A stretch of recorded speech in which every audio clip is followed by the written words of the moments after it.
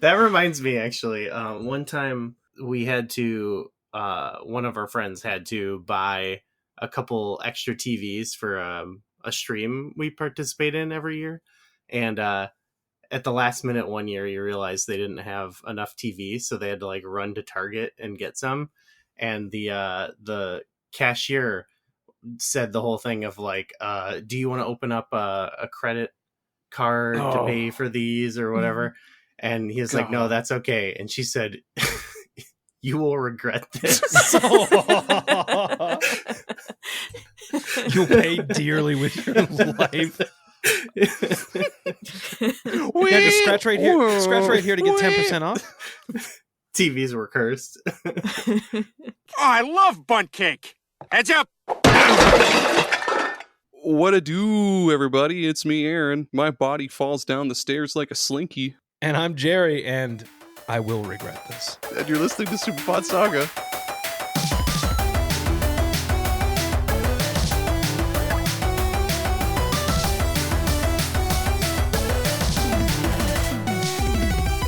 Hey, everybody, it's Super Pod Saga, the second greatest collaboration of all time. You know it. I know it. Gerry knows it. And Gerry's back. Hello, Gerry. Hi. I'm here. Yeah. Are you feeling better? Yeah. Can you tell? Yeah. You're a lot more serious now. They took all the humor out of you with that saline pump or whatever. Yeah, they drained all that shit out of me. Took my hopes and dreams away. Good. And yeah, but I'm here. I'm ready to get back into it. My brain is like a can of dog food right now, though. Like Delicious. I can't think straight. So I'm like looking at these notes and I'm like, yeah, I'm gonna definitely contribute to this. In a real big way. Yeah, I mean, it's we can go out of order as much as we need to. We'll get to that here in a little bit. Yeah, so it's Super Pod Saga. Like I said, second greatest collaboration of all time. Me and Gerry, we talk about a different video game topic each week, 1 week at a time. Today we're talking about, I forgot to edit this in the notes, but Legend of Zelda, Breath of the Wild. I'm so good at podcasting, you guys. But before we get too into that, let's introduce the brand new guests that we have with us today. Joining us from... Wait, what state are you guys in? Illinois. We're Illinoisans as we speak. Illinoisans. Joining us in the red corner, two Illinoisans, we have Gooey and McKenna from Flashback 64. Hello. Hello. Breath of the Wild to you. Hell yeah. Oh, it's sorry. No, it's all good, man. This is exactly the type of shit I live for. It's great having you guys on. Aren't you guys like the official podcast of Blue Sky? Is that what everybody keeps saying? Like, I guess so. I tried to get that going, but now I feel like it's gonna go away now that I feel like there's a lot of people coming over. Yeah, 15 million apparently as of today, including Mark Cuban. Mark Cuban? Yeah, what's he doing over here? Does he have a podcast? Get out of here, Mark. That might be the podcast of Blue Sky. If the Hawk Tua girl can have a fucking podcast that makes like number 2 or 3 behind Joe Rogan, like fuck, we're all doomed. We're all doomed. We should get on there. Yeah, I think we're gonna have to accept just being just another podcast on Blue Sky when it becomes more normal. If it becomes normal. I wonder what the official podcast of like Mastodon or Threads is. I don't want to know. When the one time I really looked at Threads, it had a bad energy. Threads really bothers me. I don't like Threads. I've tried it so many times and I'm like, this app sucks. Like, it doesn't appeal to me in any way. Like, it's like just shittier Twitter. Yeah. But I feel like Blue Sky is like actually better in a lot of ways. I'm not fully on board with Blue Sky. Like, I'm on board with Blue Sky, but like, I think if they keep updating it and adding shit to it, it's going to get real big real quick. Yeah. Yeah. I definitely, especially it was like they added videos and DMs was a big thing. Cause like that, it would be like a big thing that I like about Blue Sky is that we've been able to like, there's like less there, especially early on, there was less people on it, but they're all like focused on a specific thing. In our case, like a lot of retro gaming people and stuff. And it was like, it was way easier to like directly just like interact with people because There's a there lot was less like noise on there. less noise. Yeah. But then it would be like if you were like wanted to DM them or something, you'd have to be like, can I email you or something? And it was always kind of awkward. Can I send you an electronic email, please? Yeah. So I think group DMs, that would be nice. That would be cool. Or the ability to send GIFs and DMs too. That'd be really cool. Because I was trying to send you that great Futurama one, but Blue Sky is just what the hell? no GIFs in there. there. They'll get there. I'm already blanking on the name of the game. Extreme G, I think is what it was. Extreme G, yeah. You had our boys Jameson and Andre on there. That was a really good episode. Really good game.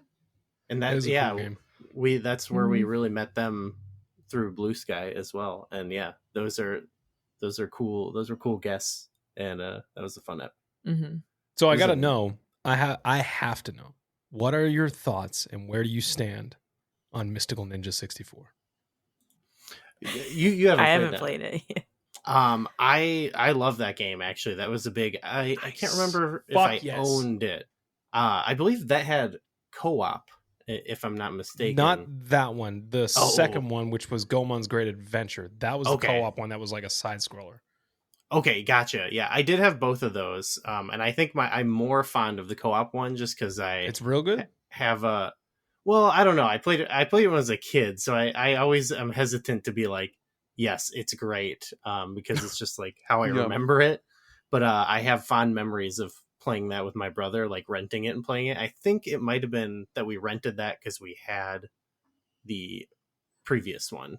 So yeah, I'm a fan of that series. I didn't realize until a couple years ago that there was like even more games like on Super Nintendo. Oh man, there's I was so like, many. So the ones on Super Nintendo are good. I would like to play those as well. I can't remember who it was on Blue Sky, but they pointed out on NES there was this Goemon turn-based RPG. I saw that. Yeah.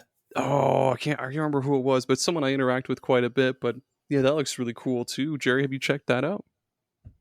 The one for NES? Yeah, it's a turn-based RPG. Yep, that's cool. So I played a bunch of it. It's good. Nice. Well, Gooey and McKenna, go ahead and introduce yourselves and your show. Talk about the games you like, and we've got a cool guest question for you guys. Once you're all good and done with that, go ahead. Okay. Do you want to? Yeah, sure. We're really good at promoting ourselves. Yeah, I'm a co-host of Flashback 64, where we talk about Nintendo 64 games and the like culture and history surrounding them. Yeah, we're going chronologically through the library. Most of these games I'm playing for the first time. There's like a handful that I played as a kid, but most of them I'm playing for the first time. Mm-hmm. And honestly, me too. I'm Gooey. I'm the other host, and N64 was one of my it was a big console for me as a child. I played, so many games on it. It was a favorite of mine.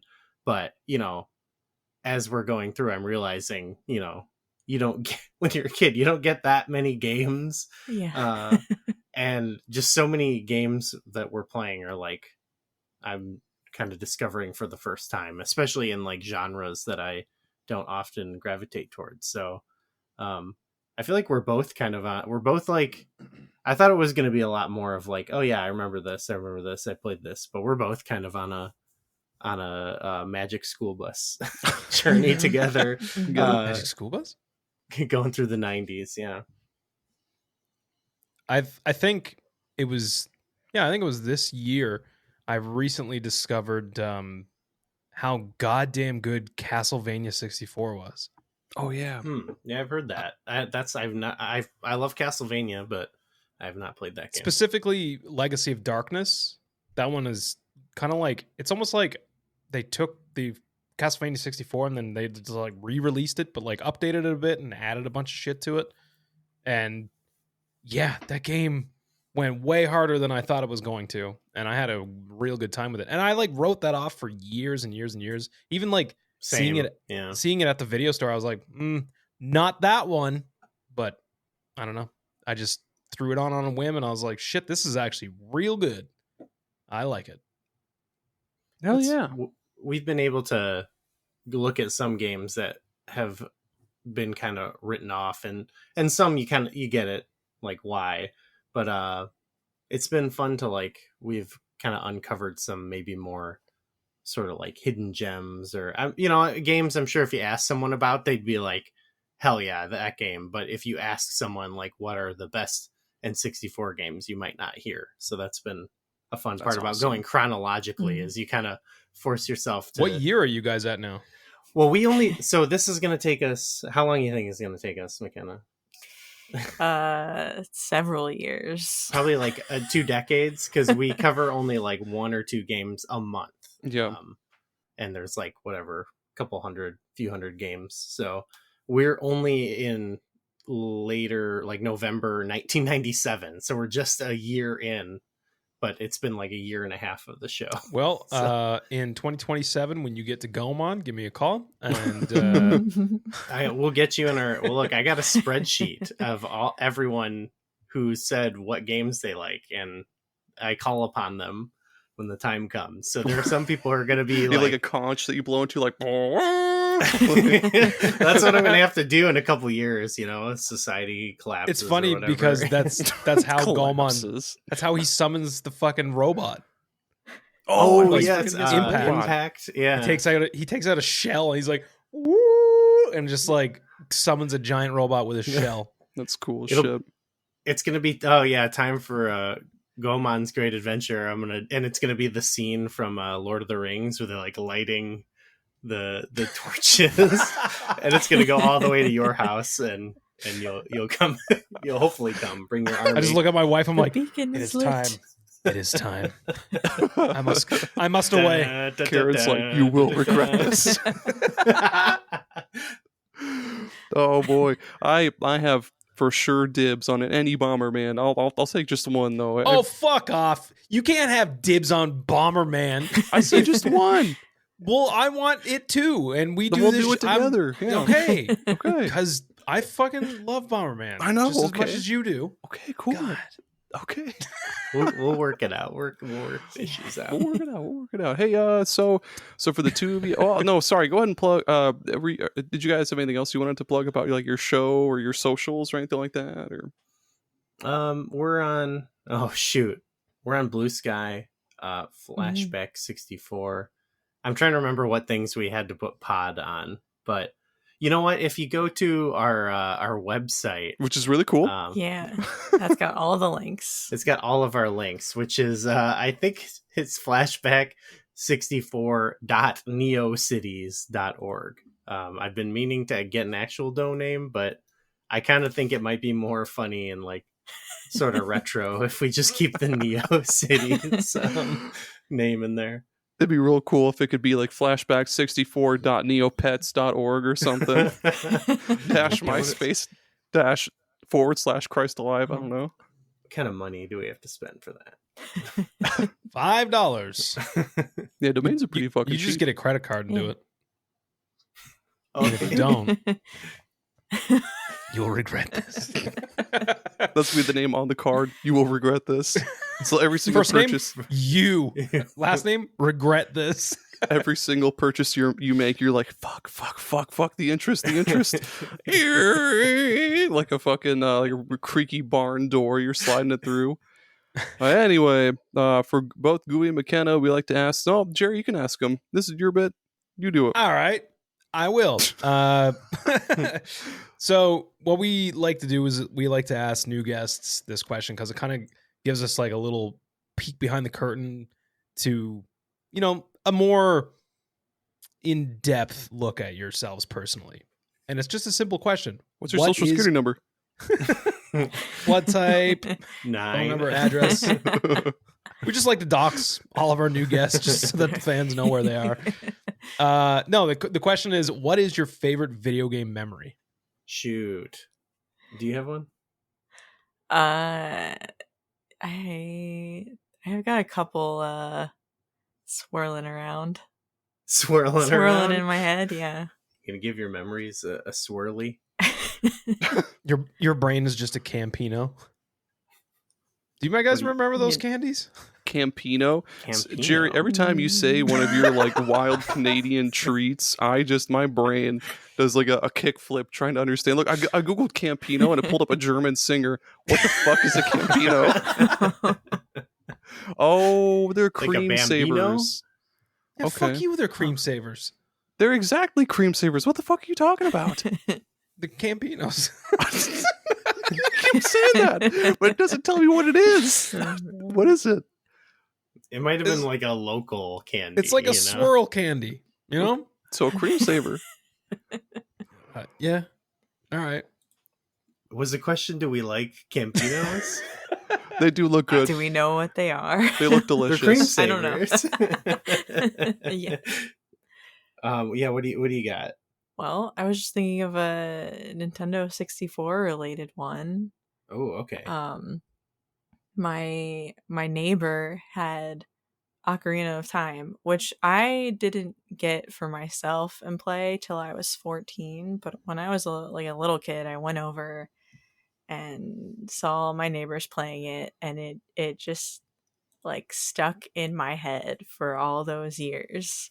I like specifically remember seeing Kokiri Forest and Ganon's Castle and the Rainbow Bridge, and just like that game lived rent free in my head for like a decade before I actually had some money and was like, not a ton of money at that time. You could get Ocarina of Time for the N64 at a pretty reasonable price.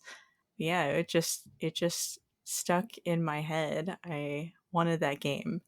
I wasn't even playing it. I was just watching someone else play it. And that was the game that got me into Zelda, that really like kept me. I always played like Pokemon, and I'd say that kept me playing games for a while. But McKenna, what would you say the first bit of music that comes to mind when you think of Ocarina of Time? Like what is the first song when you think of Ocarina of Time? It's like, oh, title screen. The title screen, yeah, that's really? gotta be it. Yeah. Mine would be Kokiri Villager Forest. Do, do, do, do, do, do. That's usually what I think of too. That's definitely up there. The title screen's good too, especially when it's you such hit a- start. And, It's got the, yeah. yeah. Gerudo Valley. Oh, yeah, that's just such my fire. God. That song, I remember like putting the controller down as a child and being like, what the fuck is this? Like it like made me want to like throw down, and I didn't even understand what that meant. Like when you hear the Yeah. like just the clapping and shit. Holy shit. I'm gonna go listen to that later. Yeah. Well, let's go. Yeah. It's a hell of an intro. Oh man. That's a good memory. That's good. Gooey, how about yourself, man? Oh, I kept going. I was having a hard time because I just kept thinking of different ones. I'll just keep in the same vein as you. When I was in high school, I was in I had like a crappy high school band that was a lot of fun. Hell yeah. But we oftentimes it was just really two of my friends would hang out on the weekends, and we would like Friday or something, we would like get together and jam for like probably like an hour or something, and then we would just spend the rest of the weekend playing Play Smoke on the Water for an hour. Yeah, got it. Don't need to improve. What else? All do you right, need to boys. do? One octave lower or something. I don't know. One chord lower. I don't know. You had it right the first time. It was awkward. I mean, it's fitting because we did not spend a lot of time on our craft. We spent a lot more time playing video games the rest of the weekend with my brother as well. And so I don't know, we would play at that time. Actually, It was like a lot of like Brawl had just come out. Ooh. So it might have been just out of high school. I don't remember when exactly that came out, but I graduated in 09. So yeah. So anyway, we do a lot of that, but I specifically remember one weekend waking up, and this would, like, all my friends would crash at my mom's place. So like it would be just like an extended sleepover essentially. Hell But yeah. I remember waking up one day and my friend was in the living room and he started Ocarina of Time, and he was like, "We're gonna beat this weekend." Like it was our like this big task. And it was, but now it's like I played it so many times, it's like not that big of a deal. But yeah, at the time it was like, holy crap, we really went on a journey this weekend. That's rad. We were technically adults at that point. We were probably like 18 years old. So I don't know if that was the best thing to be doing at that time, but you know, we should have been finding a job. No, you got plenty of time. How you just graduated? It sounded like you got time.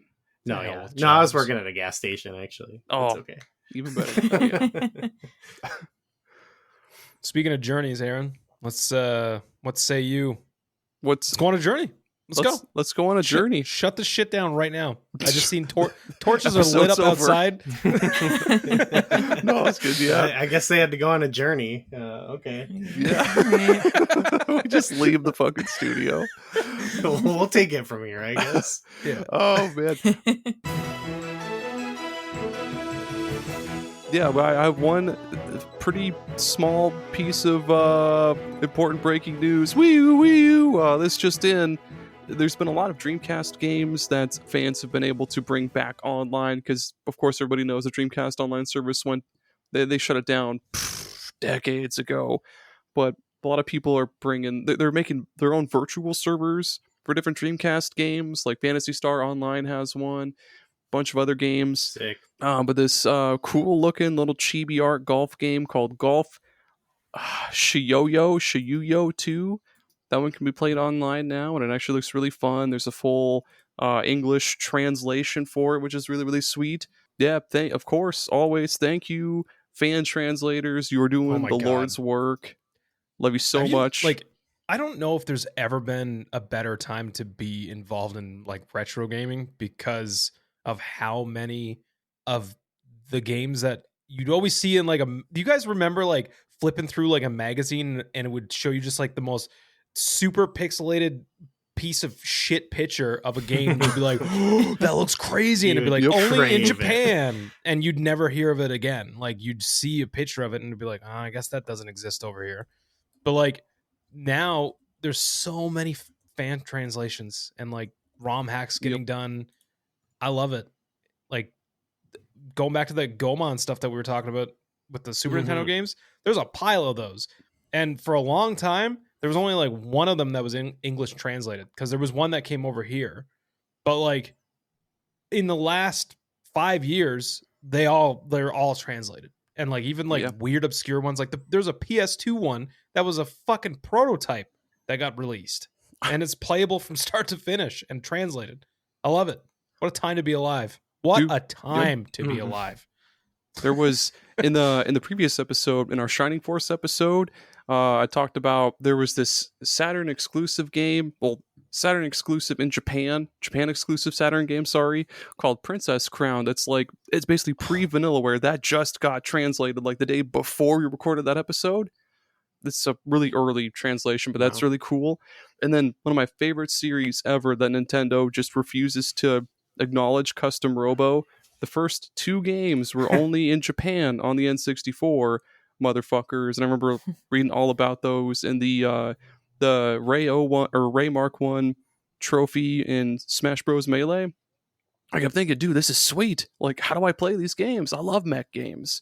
Nope, Japan only. Go F yourself. And then we finally get the one on GameCube, and it's like, un-F yourself. And then I played that and loved it. But yeah, thank you, fan translators. I love you so much.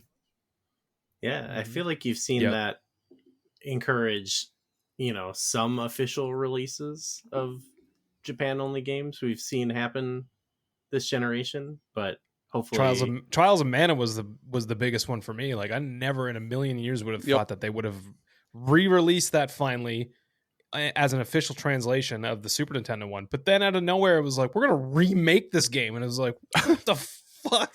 Why? Yeah. I mean, I'm glad, but like, where did this come from? Still no Mother so 3, cool. though. Yeah, That's so there's still some kinda dubious crazy. decisions going on out there. Yeah, at this point, it's just for the meme, I suppose. But yeah, the fan translation is just as good as we'll ever get.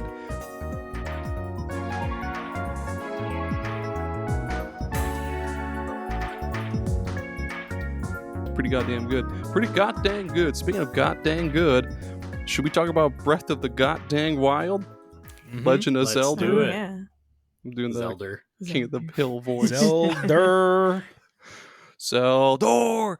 So, Legend of Zelda: Breath of the Wild. It's ironic as fuck. It was I think it was either the last or one of the last games for the Wii U, but it was one of the first games for the Switch. So, cue Alanis Morissette. Isn't it ironic? Yeah, Alongside Bomberman. Oh yeah, Bomberman, Super Bomberman R, Fast Not a great RMX. Also, not a great game. Snipper Clips. Snipper Clips was good. Oh, That that's was good. good. Yeah. Yep, Snipper Clips was good. There's I another had that. one. Shovel Knight, which is excellent. Was that launch? Yeah, that was launch. The Treasure Trove. Oh yeah. I was Oh. gonna say I feel like I played that way Yeah. before then. I don't remember the rest, but yeah, released. Was it March 2017? Switch and Wii U, both pretty cool ways to play them. Whichever one you have, they're both good ways. But yeah, what's everybody's first experience with the game? Like when you first got it, or like what are your first like? You know what I mean? I don't. No, I know what you mean. Yeah. I don't. Can you elaborate? What's your what's your first Explain memory with the more. game? With the video game Breath of the Wild. You had a funny, didn't you? You didn't like. You got It is a little, yeah. I got the game for my birthday, which is in April. So I got it a month after it came out. But I didn't have a Switch yet. And I didn't get a Switch until the summer. Holy was shit. I was like hunting around for one, and then I finally just ended up ordering one on Amazon. So I had the game for like 3 months, just sitting there teasing me. That's painful. Yeah. and then I finally got the Switch. It's funny, I bought a Wii U because I knew Breath of the Wild was coming out on the Wii U, and I was like, oh yeah, I have to get this for Zelda, and then did not end up playing it on the Wii U. That's rude. So you had you had the Wii U version this whole time. You could have Well, played I didn't that. have I didn't have the Wii U version of the game. I just had the Wii U. It was a real like. That's like a cursed situation almost.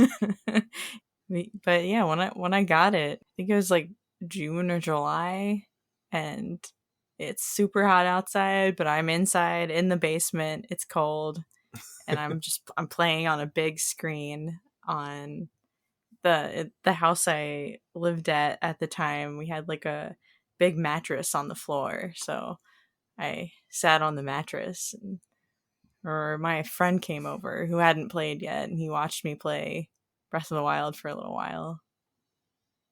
Yeah, it was.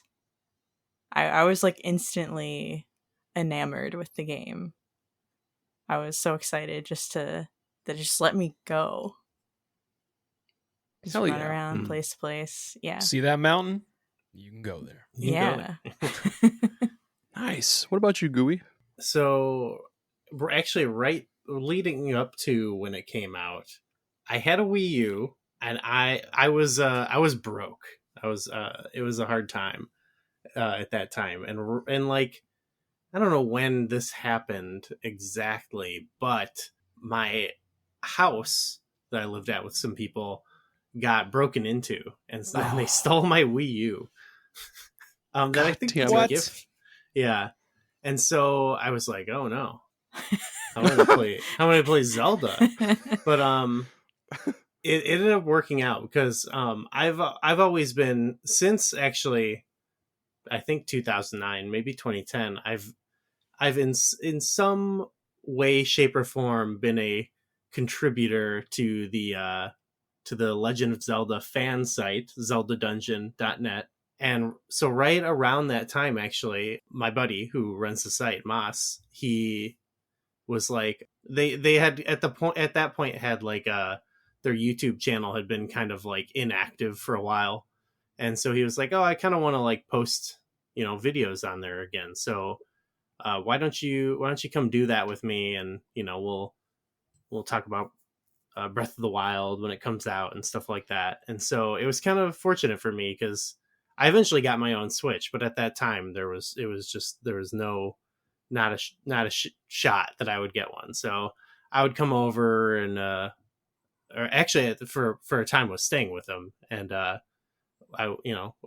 it was a great time because we went together the launch night to get the Switch and to get the game, and Hell yeah. that was like one of the last times I ever did that for a game or for a console. Yep. But yeah, it was just such Did you stand outside? Yeah, it wasn't too bad. It was because it was March, so it was still a little cold. I think I couldn't tell you the exact weather that day, but yeah, I just have fond memories because it was like, we both now actually still contribute, like make YouTube videos and stuff for ZD.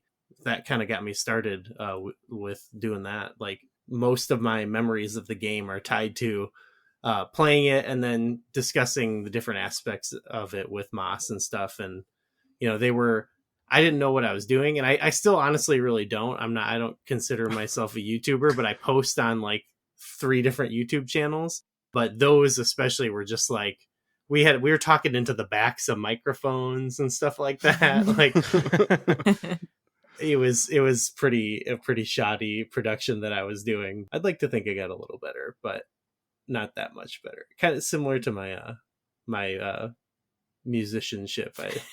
I kind of just like, let's get to the fun part, but yeah, so that's all. I know I didn't talk about the game at all, but that was like what made it for me. Like, and it was a new type of Zelda game too. So like we were both like, we didn't even know what to do or what to think. It was a great time. Nice, man. Nice. Gerry, how about you? So speaking of cold, I used to live on the east coast of Canada, and it is very fucking cold there. Even in like May, sometimes it'll be like there's still snow on the ground. That's cool. No. That's but rough. my co-host on Super Ghost, Beth, she was in the line to get the Switch, and I didn't realize it. We had only ever met each other once before then, and like she seen me and she was like, "Hey, you're that guy." And I was like, "Yes, I do remember you too." And then we just kind of stood in line. But the crazy thing was, it was really fucking cold, and I did not pre-order the Switch. It was like 4 or 5 days before it came out. I was like, "Oh shit!" Now because for a long time I was like, I don't know if I need this at launch. But then I was like, I seen Breath of the Wild on Wii U at a friend's house, and I was like, nope, not playing it like this, because like it was it was a lot more framey on the Wii U. Like slower frame rate, you mean? Or yeah, like it was a bit more framey, and like the resolution wasn't like it ran a little better on the Switch. Okay. So I was like, shit, maybe I do need this thing. So like decided on a whim, I just went down, and I sort of knew the manager of the GameStop, and she was outside. I got there and there was a fucking lineup just like careening down the street, and I was like, I'm never getting one of these things. But I got to the back of the line, and she seen me. She was outside having a smoke because they weren't actually open yet, and she was like, "Hey, did you pre-order one after?" And I was like, I didn't. How many do you have like for spares? She was like, like 3. And I was like, oh, should I maybe just like leave? And she was like, no. And she handed me like a sticker thing. And she was like, there's like 5 or 6 cancellations on pre-orders, but we left them open. She was like, here you go. Nice. You now have a pre-order. And I was like, this is fucking awesome. Thank you, That's Cheryl. sick. Her name's also Cheryl. I remember getting in my vehicle and just looking at that. And Gooey, you're right. I think that might have been the last time ever that I actually stood outside and waited for something like that. And then like just got back in my car and was like, oh my God, this is going to be so amazing. So then I drive home. It's like probably like a 30-minute drive to get back to my house. I go back to my house and I distinctly remember there was like a ton of snow on the ground. And I was like, well, fuck, if I don't shovel this, my wife is going to kill me. So like, I'm going to be responsible. So I like did the shittiest, most half-assed job shoveling the driveway and was like, there you go. I did my part today. And I went inside and I just played Zelda. Played Zelda for like fucking 14 hours straight. Like my wife gets home from work. She was like, did you get the Switch after? I was like, yeah. And you know what? You see that driveway out there? I was responsible today. And she was like, it's covered in snow again. And I was like, yeah, but like I did it earlier. It would have been like really covered in snow if I hadn't gone out. You should have taken a picture of it after you shoveled it. Be like, see this? That's what it was 14 hours ago. Just show her a picture of a beach or something. A beehive or something. This is what it looked like this morning. But yeah, that was like my initial, and just like waking up in that game and just being like, all right, go ahead. Just, Mm-hmm. And then you see like the quest, kill Ganon, and you're like, what? Like what is going on here? Because like it was around that time that I started, like when I was getting hyped for stuff, I would tend to not look at trailers and like gameplay footage and stuff because I wanted there to be that like sense of wonder where like I didn't know any of the stuff. Like it's almost like I would see a trailer and be like, I know enough now that I want to play this game. And if it's bad, so be it. But yeah, just getting off your leash and just running around wild in this game was crazy. But fuck stamina. Yep. Jesus Christ. God damn it. Goddamn I remember just being like, oh yeah, I can climb anything. And I was like, what the fuck what? I'm slipping. Oh, for fuck's sake, there's stamina in this. We'll get to that more in a little bit. Yeah, too. we'll get to that. I'll make sure to jot down a good bunch of that. But my first memory with it, coincidentally, it's the last the last midnight launch I ever went to as well, was for the Switch. And I remember thinking, dumb lizard brain Aaron back in that day was like, I don't want fucking Zelda. I'm here for Bomberman. I pre-ordered Bomberman R. Whoa, are you serious? Yeah, dude. I was like, I want Bomberman. That's the game that I want. That's on so Nintendo awesome. Switch launch day. Because when we were waiting, we talked to someone like, you getting Zelda? And he's like, no, Bomberman. And we were like, fuck yeah. What a freaking nerd. What a fucking freak. We're here buying Zelda, like I don't know. That's all good, man. Yeah, so I went there. I got to my place in line. I had the actual console pre-ordered, and then they were like, "Oh, you're here for Zelda, right?" And I was like, "No, Bomberman." Like, I'm here for Bomberman. They were like, "Sorry, dude, we're all out." And I was like, the entire store laughed in your face. Now we got another asshole here for Bomberman. The fucking pocket sand me, pocket sand, and they threw it right in my face. No, but I ended up just buying Zelda, and I was like I guess I'll play this crap. It's like that's that Bob's Burgers meme where it's like, fine, but I'm gonna complain the whole time. So yeah, I think I got home about like midnight or something because I was with a bunch of buddies. We also went to fucking McDonald's because it was late at night. We went to go get some food with the boys.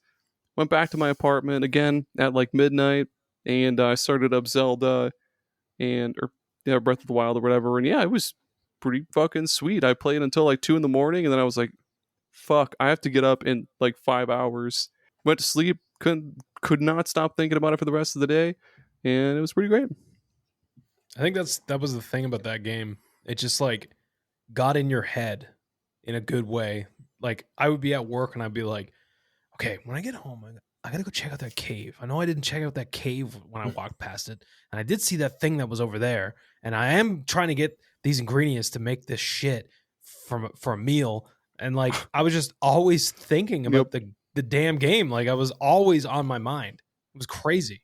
And it's one of those huge open end. So like if you have a really closed ended game like maybe past Zeldas or like fucking Mario 3 or something, everybody's gonna talk about the same shit. Like, dude, the water level, right?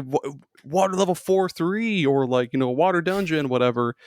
But like in games like Breath of the Wild or like Skyrim, people just can't stop talking about it because everybody's experiencing different shit all the time. Like I don't remember at all what I did immediately after leaving like the first area you wake up in, but I know I remember climbing up mountains and seeing like the little dragon dudes flying in the air. That was sweet. And then fighting like the centaur dudes, that was always sweet. I'd brag to my friends about that, and they'd be like, dude, I've already killed like 4 of those. What are you talking about? Those guys were real son of a bitches. They were. At first. Lionels? Lionels? The Lionel Richies. Lionel Richies. That was a big thing too, because those are classic Legend of Zelda enemies that have been in since the first game, but they had never been really in a 3D Zelda game. And so it like when they were showing that, like the first time I encountered one, it was like in a quest where you encounter it, and it was like, oh shit, this is so serious right now. And yeah, that's one of the most memorable moments of that game, was like encountering a Lionel for the first time. My first encounter with one of those guys was the lightning one that's like in that Coliseum. Because I remember seeing like the Coliseum and being like, ooh, what's this place? This looks cool. And I like wander in there and there's just one standing in the middle, just like waiting. And I was man. All right, I guess, what is this? And I just walk up and then I just see throw like an apple at it. Thunder and lightning just raining down. That's actually when I realized that your weapons conduct lightning. Because then I like stripped down to my underwear and I was like, ha, joke's on you. And then he fucking nukes you. Chip, let's start with the story. Save Zelda, kill Ganon. Pretty much. Like it's a wild story because like there is a lot to it. There's a lot of depth to it. But the game, again, it's one of those games that just doesn't tell you fucking anything right from the start. You basically just wake up. It's like, fuck Ganon up. And then just go on your merry way about it. But yeah, pretty much the story is just Link, he's been asleep for a really long time. You wake up, gotta go kill Ganon, and you're just in like a destroyed Hyrule, pretty much. It's been taken over by the what the fuck were the machines called again? The Ancients? Guardians. The T-1000s. Guardians. Yeah, the T-1000. You play as John Connor. Give us that crossover, please. Yeah, you go around the world, totally open world. You find all the different champions and learn cool abilities, and then you take on the Divine Beasts, which were really fucking cool. We'll get to those in a minute. The Divine Beasts are really fucking sweet. Tommy, if you're listening, I know you hated them. Fuck you, they're fun. Tommy, I'm with you, buddy. I'm with you. Oh, God, I don't like them either. God damn it. Dumb. Stupid. And then you go to the castle, you fight Ganon, and you win. That's the story. Yay. Do you like this story? Anything else anybody wants to add to the story that I may have glossed over or something? I guess just there's the memories that you can, you can find. Yeah. Yeah, most of the story, a lot of backstory. A lot of the backstory is kind of like where there's like narrative stuff in the game. That's kind of an interesting way of telling. It's not the whole story. That's That's what I think people who weren't really fond of that, like they really focused on that as like the story of the game. Mm-hmm. It's like that's not all there is to it. I mean, I kind of like the idea of like you're going to all these places and people have all these different impressions of you or whatever. Yep. But you have no memory of it, and you find out like all your friends are dead, basically. Yeah. That's one thing the game does really, really well, is puts you really in the role of Link, because yeah, you just like him, you don't have any fucking clue what's going on. I think it's a really, really cool thing they did with the game. It was also very refreshing, like after a lot of the kind of like big 3D games had kind of developed these really lengthy cutscene based stories. To go back, like one of my favorite game is the original Legend of Zelda, and it's pretty much what you described, where it's like it tells you a paragraph of like, hey, go fuck up Ganon, and then just they spit you out and they're like, here you go do it. And so there was something so like Breath of the Wild is like one of the most like zero to fun lengths of game, because you start and it's almost immediately like you're having a blast. That's true. I didn't think about it like that. Yeah, that's good. Maybe that's why I liked this game so much. Like, I'm not the biggest Zelda fan on the planet. Like, I liked Wind Waker. I love Link to the Past, and I played like a little bit of Twilight Princess. But yeah, Breath of the Wild and Tears of the Kingdom, I really like those, because yeah, they're just like, hey-ah, and let you go right the fuck out there and do whatever you want. Bake as many apples as your heart desires. It's great. Yeah, I love the story actually of the game. Not my favorite in the series, but yeah, it's pretty cool. I feel like they were also talking a lot about how, because you even mentioned how it's similar to the first Zelda game, but I remember them talking about being like, we're bringing that first game's kind of just the mechanics of how the game is introduced to you as a player, bringing that back as like a, here's your main objective, go do it however way you see fit. Because like I think in the first game you can do any dungeon in any order, or there's pretty, like I think most of them can be done in any order. Yeah, it's possible to do with some like by like leaving with the item or whatever, but it does like from when they start you in the game, like you could just as easily find dungeons 1 through 3 like just sitting there, and like no other like item required to enter.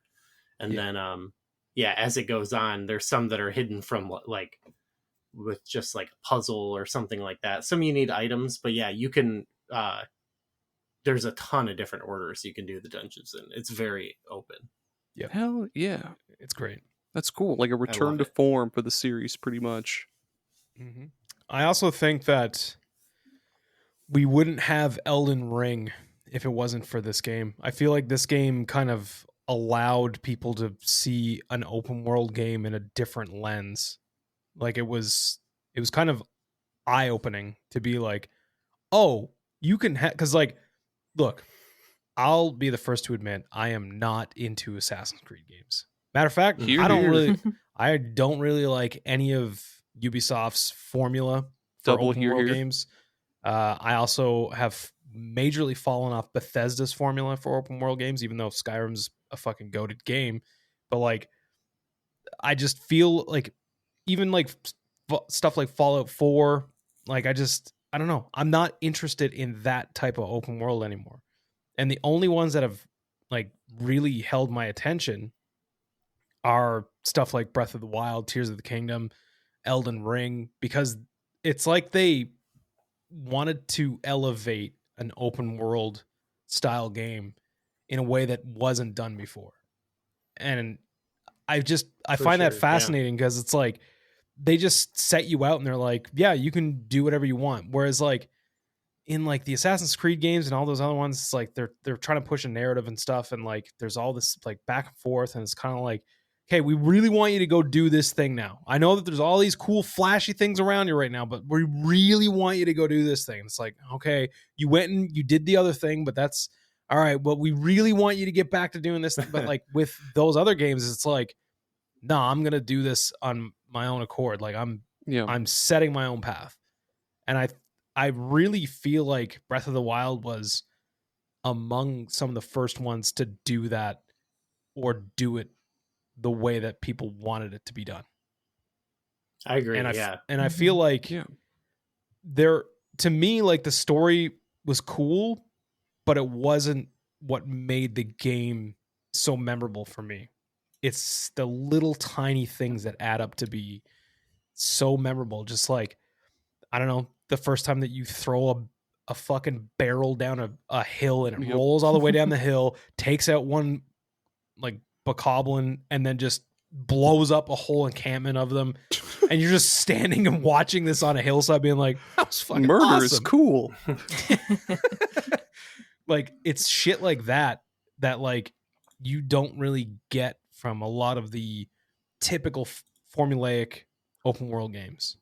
That's true, man. Because a lot of those big open world games, like Grand Theft Auto, Assassin's Creed, Red Dead Redemption, they're all about like the big things, like doing big missions, like train heists, crashing cars into shit, shootouts with cops, whatever Assassin's Creed does. I don't know, taking out dudes. But yeah, Breath of the Wild is more so about the little moments that you can compact in there. Well, I guess you do like big moments with the sacred beasts or whatever. Yeah, I think there's only like 4 though, so it's not like that, and like the Master Sword stuff, like getting the Master Sword for the first time too. I feel like was pretty memorable. And just seeing it and like that whole thing of like pulling that out of the stone and stuff, like that was fairly epic. And then just eventually making like just gathering the courage to get anywhere near Hyrule Castle to even attempt to go fight Ganon. Like I had attempted to go up to that place a few times and I was just like, no, fuck this. This is crazy. But by the end of the game at like 98 hours or something, I was like, I think I should probably go kill Ganon now. And I went in and just fucking clapped his clammy ass cheeks up. They're just munching on baked apples the entire fucking time. Getting ripped off baked apples. Ripped shit on ham. Speaking of all the little moments, let's get into all that, man, because that's pretty much what makes the game, is just all the little cool things that the game does differently from other Zelda games. Like there's so much. The first one I had jotted down is this wild physics engine that the game had. This like pretty realistic physics engine. Like Gerry mentioned earlier, you throw barrels, they'll roll down hills, of course. You when you shoot an arrow, instead of just going straight to the enemy, it has like a little arc depending on how far away you are, stuff like that. Throwing the little bomb things that you make with the Sheikah tablet or whatever. Oh yeah. Shit like that. And that kind of leads into the, what the fuck are they called? The shrines, the little puzzle dungeons. Like they use the physics so fucking well in those, and each shrine feels like such an accomplishment with all the cool puzzles they have in there. Like there's one with a no, maybe I'm thinking of Tears of the Kingdom. There's one with like a mine cart, and you have to. Yeah, that's Tears of the Kingdom. Never mind. We'll cut that part out. Those were cool, and like you saw it. You see it taken to another level, I think, in Tears of the Kingdom. But like, that's where with some of those shrines you started to have like multiple solutions for puzzles and stuff. That like that like really creative. Again, that use the physics and stuff like that. I liked a lot of the shrines where you're actually doing stuff outside of the shrine to solve it. That was pretty one of the ones that sticks out for me is the like one in the, what is it called, the Dark Ruins. I don't know, it's like the really dark area that you gotta take a torch and walk around to find your way through, and there's like a Hinox at the end. You can well, you don't have to battle him, but he's got like an orb, I think, on his neck, around his neck, that allows you access to the shrine. Mm-hmm. I love when Zelda games do like overworld puzzly stuff. So I liked when the shrines kind of did that. Yeah, there's like the whole island, the whole Eventide yeah. island where you'd go, and I don't even, people don't think of that often when they bring it up. They're just like, that's a cool side quest, but it is a shrine quest. But it's like this, it takes place on the whole island, and you have to run around without your stuff. That was, how did you guys get to cool that moment. island the first time? I don't know, because I think I kind of knew about it by the time I went there. Like that area I didn't go to initially, and I'm trying to remember how I actually got to it. I might have just I remember like seeing Cryonis in the distance and just being like, can I get to that? Like, do I get a boat or something? Like, how do I remember gliding and being like, if I had a little bit more stamina, and I just went on a quest to just get all kinds of stamina just so I could hang glide my way over there. Yeah, and it was just like I did little by little. Could you stand on like a piece of wood and like grab a leaf and just kind of whoosh your way over there? No, I'm not a smart man. I fucking, it was brute force and ignorance, dude. It was just like I just jumped off a cliff and hang glided, like the furthest point of a cliff that was closest to the thing, and I was like, all right, here we go. And I just kept doing that until I had enough stamina to get over there. I did that a lot too. And it's like, give us your clothes. Again, a Terminator did give me your clothes, your boots, and your motorcycle. Like, we do things a little differently. Give me your tunic, your sword, and your ocarina. Go ahead, Gooey. What were you saying? Oh, I just said we do things a little differently here on Eventide Island. Oh, shit. Yeah, take your clothes off right now.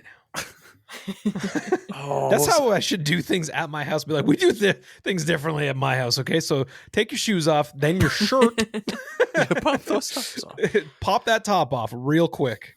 What the fuck was I just gonna say about? I do the same shit too about the gliding everywhere. Like I'll teleport to one of those towers. I forget what the fuck they're called. Those gigantic towers. I would just teleport to one of those and kind of like plot a course on my map. Be like, okay, I could probably get to like from here to here, and then like I would just glide, land on like a mountain or a hill, and then jump and glide, and then try to get like as close as I can to certain places. But of course, the game doesn't allow that a lot of the time. Like a lot of times you do just have to like climb and shit like that. That's leads us right into climbing. You can climb fucking anything, damn near anything, except for like certain metals or types of stone. I think you can't climb, but yeah, you just walk up to it, you jump at it, and you'll just God forbid if it starts to fucking rain.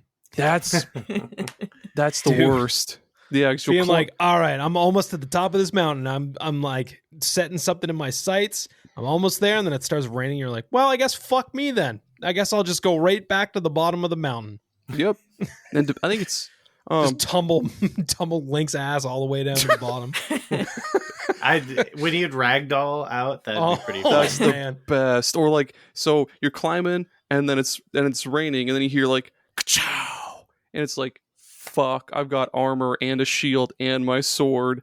So you try to like go into the menu, or you try to go into the menu and take everything off, and then you get struck by lightning and you fucking tumble all the way down a hill, and then you fall into like water or like off a cliff. And I thought it was hilarious that they would make you, like, if you were at the top of a mountain and you die and his ass is just tumbling down, that they make you watch that shit. It's like, watch him die. Watch him to the end. You did this. You did this to him. It's great when you have fairies and you get hit. Oh, and yeah. You get a fairy and then you keep rolling down and you just keep using up the fairy. Life.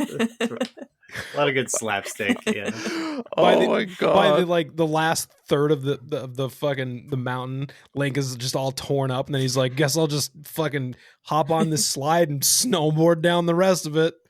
That's another really fucking sick thing you can do is the shield surfing. Yeah, you just jump and push the fucking shield button or whatever, and yeah, you can shield surf. It'll destroy your shield in like no time at all. But hey, it looks sweet as shit. do a kickflip over some bokoblins and do a Christ air over Christ alive air. Yeah, Christ alive air. Sorry.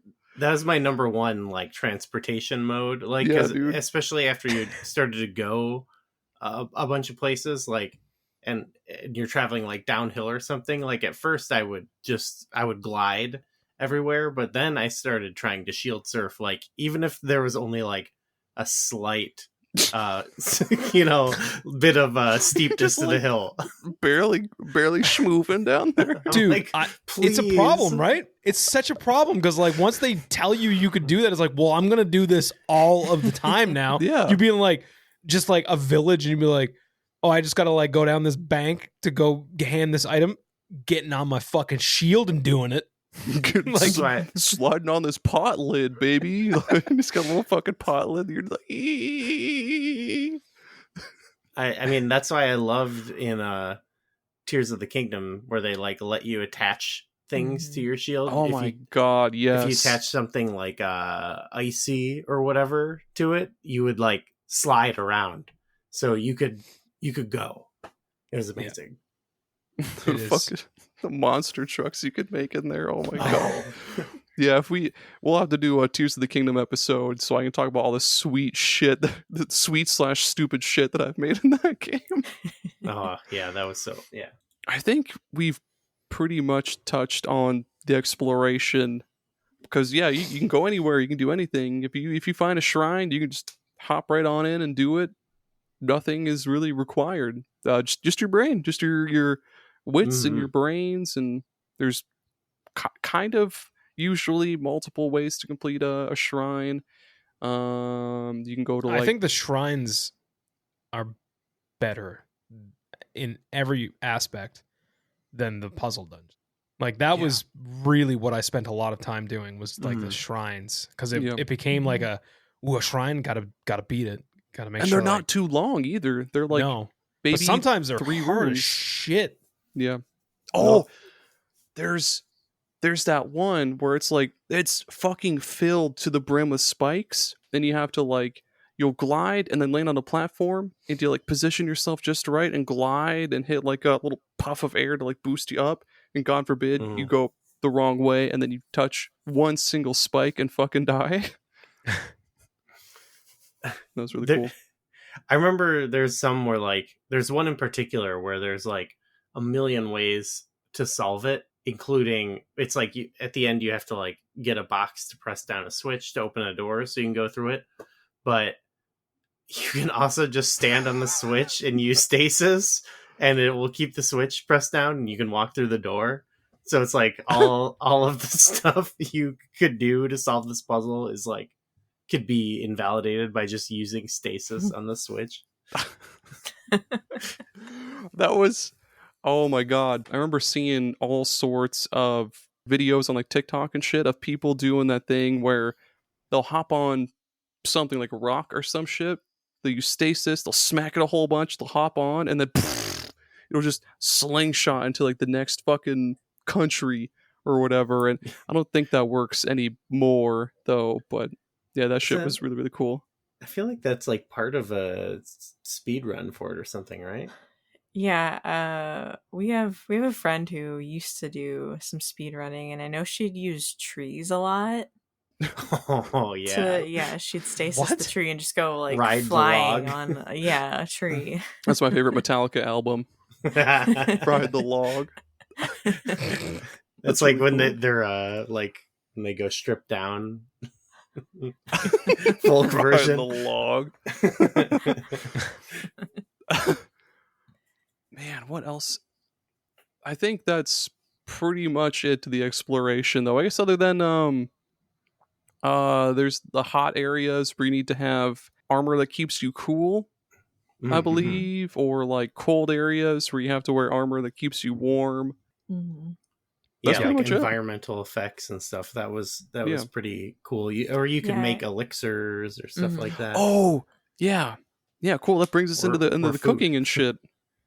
Yeah. Make little potions that'll heal you, keep you warm, keep you hot, Aaron, or whatever. You love some cooking in a game, right? Yeah. That's also Why? There's Why so much love for cooking? I don't know, man. I mean, I guess it's just the satisfaction of just like mashing two things together and getting something cool out of it. Like not just in Breath of the Wild, but even like the Tales of RPGs. Like after battle, you can make like you'll just mash together ingredients and make like a fucking sandwich or a salad or potato dumplings or something cool. Or the thing that always turns me away from cooking in games, and this is just like a me problem. Just give me the fucking like ingredients list that I need to make things. Like I don't. That's the fun. You gotta keep trying different combos and see I don't what works. like that. That's the fun. No, because then it's like I got this fucking thing that I only have like one of, and I'm like, well, what do I use it for? Like I want to make sure that I use it properly, and then I end up looking online at recipes, and I'm like, oh, cool, I got enough for that. I just wish that a lot of these games would have a toggle to be like, do you want to discover recipes or do you just want to fucking have them? That's fair. Yeah. The only thing that I didn't really like was that like the game should have had like maybe a book, like if you learned it where you could go access it again, like what was that recipe?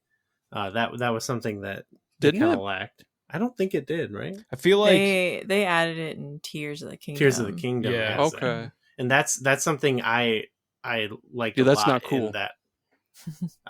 But you had to still like learn them and like experiment. So I like that. It encourages it. But if you like want to remake a certain thing, you could. And they even had like quests and tiers that were like built around making. Well, I guess they had that in Breath of the Wild too. But they also like all the stables had like a picture of a recipe. Yeah, that which I really cool. liked. Yeah. You love cooking in games. Yeah, I do really like cooking in games. I'm sorry, it's a me problem, but yeah, it's understandable, man. I get it. I spent a lot of time just throwing ingredients together to figure out what they'd make. I worked on the Zelda Dungeon wiki, adding a lot of recipes, especially for Tears of the Kingdom. Hell yeah! What do you like about you like the cooking in these games? Yeah, I just like figuring out what the different combos are. I like using the effects. Especially if there's a book that keeps track of all the shit that you've made and shows you other ones that you haven't made yet. That's my shit. Does it correlate at all with cooking in like Aaron? Do you like cooking in real life? I do, but I'm terrible at it. Okay. What's your claim to fame? What's your dish? Sriracha shrimp. I don't know. Yeah, sriracha shrimp. Yeah, it's just sriracha. Did you just shrimp. make that up? No, I do it I a can lot. see It's that being good. dope. I don't know. It is good. It is dope. Thank you, Gooey. Do you make it creamy? Sounds good. McKenna would like. I McKenna's. Could. Oh, you were talking to a Marylandite over here. So the seafood. Yeah, big seafood fan here. You like cooking IRL, right? Does the scratch a similar? I like baking more, but yeah. Well, I guess somewhat similar. You're always frying up something good though. Hey, have you seen my phone? Just fucking frying up new iPhone. You're always frying up. What a silly goose! She's in there frying up my phone again. Silly goose. She's frying up your fucking your Apple 2 terabyte SSD that was $800. She's like, the fumes are not good for my health. But. These fumes are not ideal, but goddamn it, I bet that first bite is gonna be good.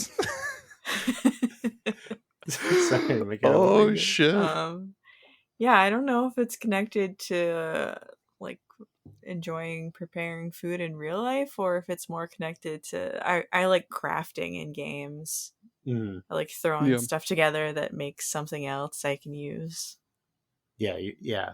It's not because it's not like cooking in real life. No, you're not like let's pick 3 ingredients, throw them in a pot. Let's throw some wheat and eggs, some sugar in a pot, and we're somehow gonna get some cake out of this. I found these guts on the side of the road. I threw them in a pan with an apple and a fucking banana, and now I have some shit that makes me really strong. No, that's true. Actually, that's true. You should do that. I like. I mean, what doesn't kill you makes you stronger. So, like, Just Kelly keep eating the Clarkson said it monster first. guts. Yeah. That's true. Thank you, Kelly. Sorry, go ahead. The dubious food. Yeah, the censored, dubious food. Yeah, it's like Oh, pixelated. It's like, this is so bad, we I can't love let you that look shit. at it. I love that shit. It's just I- the the most first time- obscene shit. I know, like the first time that came out, I was like, why was my food so horrific that now it's Japanese porn? Like, what's going on? Why is it like this? that's kind of a series staple in a way too. There's like a couple of things throughout the series that like you can. It's a little different, but it's like this might be good, this might be bad. Like there's a guy in Twilight Princess who he's like, you can try some of my stew if you want, and you get it, and it's like black liquid, and it's kind of like a mystery. Like sometimes you Hell drink yeah. it, No. and it'll give you a couple hearts. Sometimes it'll hurt you. Like, That's so funny. Never trust a man just coming up on a man and just being like, hey, buddy, come here. You want to try this stew? And be like, what's in it? Whips out of his pocket. He's got it in like a Ziploc. He's got just a Ziploc in his pocket. He's got a Try straw. this stew in there. out. Fucking it's high-C also straw. like What's It's- in it? Black. it's sitting in front because he's the guy who sells you oil lantern oil for your guy, lantern, and it's sitting on his little campfire that's unlit, and if you light it, he's like, okay, yeah, if you want to try the stew, go ahead. It's just like it's always sunny. That episode where Frank is standing with that like waiter guy. He's like, I made you a bunch of blue. He made him like oatmeal with like it's all blue, and he's got blue power in. I made you a blue breakfast. It's the most healthy color. Oh shit! I'm sweating like a fucking maniac. Oh fuck! We already talked about the weather. I don't know why I had that one next. I didn't mind the rain too much. It Yeah. went along with it was a good trade-off for one, like total freedom, but also like the different types of like effects and like, encumbrances, I guess you could say. Like I usually found it there were times more so in Breath of the Wild where it was like, well, now I just have to wait. I feel like in Tears, I know we're not talking about that one, but That's I feel okay. like you kind of could have like come up with things to get around it more easily. Yeah, yeah. Or like they gave you, yeah. So I don't know. I kind of like the push and pull of this game where it's like you can go anywhere, do anything, but like certain things, are going to be a little bit more hindered, or like it might require a bit more stamina or health, or you got to cook an elixir to get by the heat or something. So it was okay with me. I understand the annoyance of the rain though. Yeah, especially when you're like halfway or even like almost to the top of the mountain, and then it decides to start raining. Like, God damn it, you couldn't wait 2 more minutes. Yeah, it's like, what do you do to get it by that? Yeah. Another thing that's really fucking cool is it's another really small thing, but like if you're in a grassy area and you somehow start a fire, whether it's like a fire arrow or a fire bomb or whatever the fuck, the grass starts on fire. And then you see the updrafts coming out, and you can like jump over that, hop into like the updraft, and kind of soar up in the air. Then you do a cool fucking trick shot with your bow. Like that's really really cool. Shout out to the cool trick shots. Yeah, it'd be great if you're fighting like a enemy that's creating the shooting flame arrows at you or something, and you all of a sudden have all these gusts out of nowhere. Like you didn't even plan for it, but you can just be like, okay, I'm gonna hop in that and catch that gust. Like. It created a lot of cool, just like impromptu fighting strategies, and the combat was like pretty interesting in this game in a way that like, even as I say, as like a big Zelda fan, like sometimes the combat in a lot of the games is not that compelling. So I felt like this was an interesting take on it. Yeah. Yep. What other cool small things are there that I haven't already brought up? I can't think of any more. See, the thing is, there's a million, because That's true. I remember like years after playing this game, just like still seeing YouTube videos of people being like, did you know that you could do this in this game? Like, and just That's crazy. The physics of it was insane. Like it was like constantly discovering new ways to like quote unquote break the game. And just McKenna, you said earlier about somebody doing speed runs with just launching into space with logs and stuff. Like Mm-hmm. I didn't know you could do shit like that. Like I thought, like, as open as this game was, I thought it was very limited at the same time of like, well, you can't do that. But like they literally made the game so that if you can think you could do something and it's within the confines of what the game will allow you to do, you can do it. And Yeah.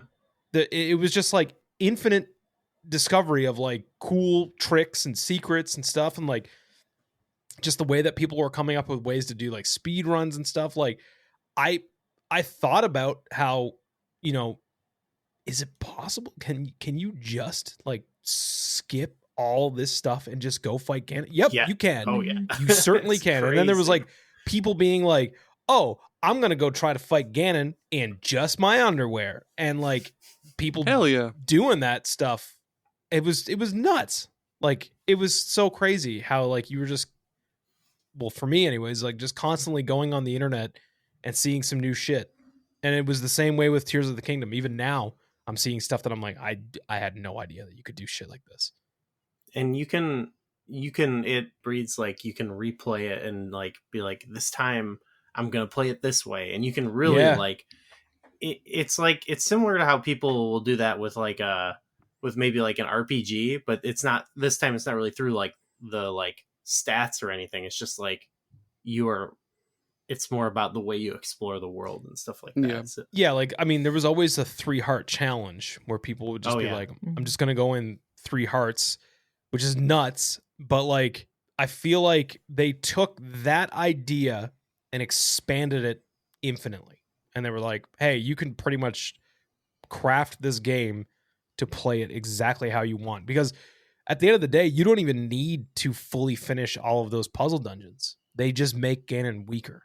So like you could just be like, I'm not doing any of these. So I want to go through the game, not make him weak, but make it like a real test of strength at the end.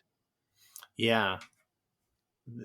It was like actually one way we've switched to doing it with Tears, but at Zelda Dungeon every year we do a big marathon live stream. We play all the games, do like a charity live stream, and for a long time the way we played Breath of the Wild would be we get like teams where everyone's playing like 4 people or something on a team, and everyone gets a different bingo card of like objectives they have to complete before beating the game. Yeah, and they try to weight it so like some people, you'd get some, you know, small little objectives, but sometimes you get like a whole quest and stuff too, and they tried to weight it so everyone got something different to do. And so it's really fun because people pull out like a, you know, a map or whatever, and they start being like, okay, we need to like get these resources and this and this and this, and you like strategize different routes to play through the game and stuff. And so good.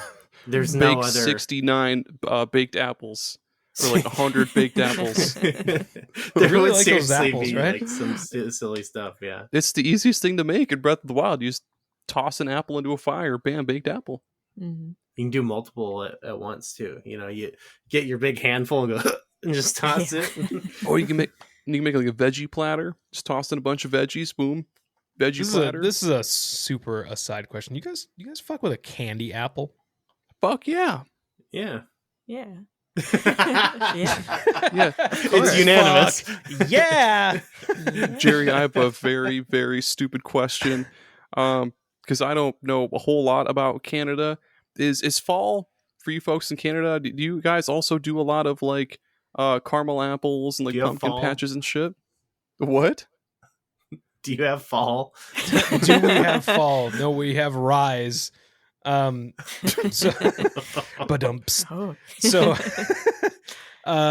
yeah, we have fall. Well, I know you have fall, but like, do you do it the same way we do here, like with caramel apples and pumpkin patches and shit? People be drinking pumpkin spice shit. Yeah. Okay. And cider. There's pumpkin patches, and there's like, you know, like corn mazes and stuff like that. Okay, I assumed so. Yeah. I just wanted to double check because. But caramel apples, that's not really like a staple of fall here. That's more of just like a, go to the carnival and pay a sketchy guy with that's true. 3 teeth. Yeah, it's good carnival food. Caramel apple. I'm glad carnies all around the world are just like Carny apple. the most.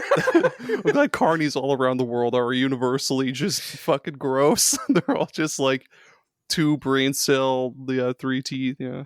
Oh, interesting. We came on the anti-carny podcast. We actually have a pro Shit, my carny. bad.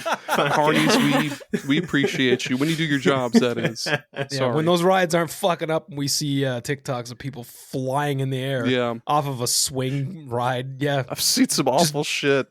Holy I shit. have to. I've seen some real bad stuff and I laugh every time. Yikes. Oh no. Do we have any other small things we want to talk about before we take an ad break? I'm like making a video for my YouTube channel where I'm like just looking at auroras and different video games, and I recorded them in Breath of the Wild and Tears of the Kingdom today. So like last Nice. night I just like went out and was running around in Looked the at the sky. Heber region, and I was like, all right, I gotta pass the time to make sure the sky is clear. Yeah, I just like some of the, they didn't have to put the aurora in the game, but it's That's true. there. It's cool. Good games to just vibe in. Yeah. That is really cool. Bless you oh. for taking the time out of your day to do that. And the thing, again, to that and to what you were saying earlier about, Jerry, about Assassin's Creed, it is like just a game that you can kind of just exist in. And I think a big thing is like they don't put a million freaking question marks all over the Yeah. map. You make your I own do kind of appreciate that. markers and stuff like that. Yeah. And you've seen There's them. still towers, but like there's not very many of them. And when you do unlock one, it's like, boo, like you get a huge piece of that map from Yeah. unlocking a tower. Like Yeah. it feels a lot more rewarding. Whereas like Assassin's Creed, you got to go through the whole rigmarole of fucking And stabbing a bunch of guys, throwing them in fucking garbage cans and stuff, and like getting to the top of a thing, yelling at a fucking eagle, and then jumping down into a Yelling at haystack.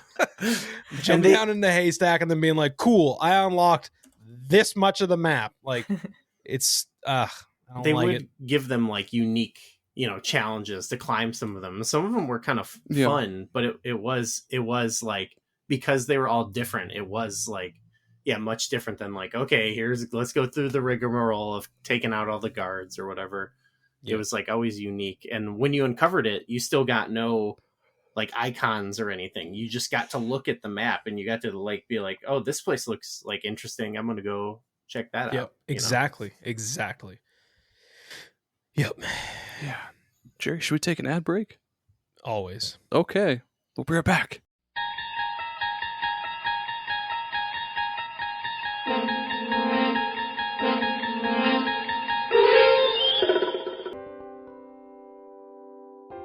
Let's take a moment to talk about the real MVPs, the real stars of Super Pod Saga, the true sponsors of the show, the patrons. Each and every single one of you deserves a gold star and a high five, and I just got a fucking splinter. Ow, fuck. Okay, there we go. Got it out.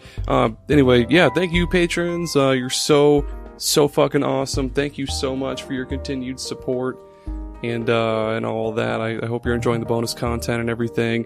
Let's get to it. Let's thank them. A Novel Console, Jared Schrader, Jameson Empire, Adam Phineas, Trey, President Lieutenant Jeff Miners, Jenny E, Kevin Demo, Thrack, Mr. Kwong, Matt aka Stormageddon, and Quest 64, well-known Nintendo 64 game. Thank you all so much again for your continued support. You're all super ultra awesome quantum metaphysical badasses, each and every one of you. If you too would like to be an ultra fucking ultra cool person, if you too would like to become a patron and support the show, get some cool bonus content, early access to new episodes and all that, just head on over to patreon.com/superpodsaga. It's $2 or $4 a month. $2 gets you 2 bonus episodes each month. $4 gets you early access to new episodes, and you get unedited video versions of each episode. But yeah, thank you. Hey, you there! This is Nomad speaking. If you love retro video games and you're itching for some nostalgia, check out the Retro Wildlands podcast. In each episode, I'll use game music and sound to pull you into the gaming experience while I share my own thoughts and maybe a few memories.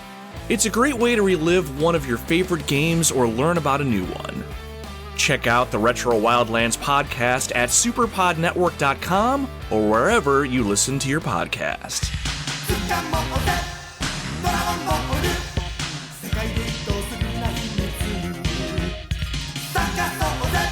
Do you find yourself playing older games and wishing that there were new discussions about those games?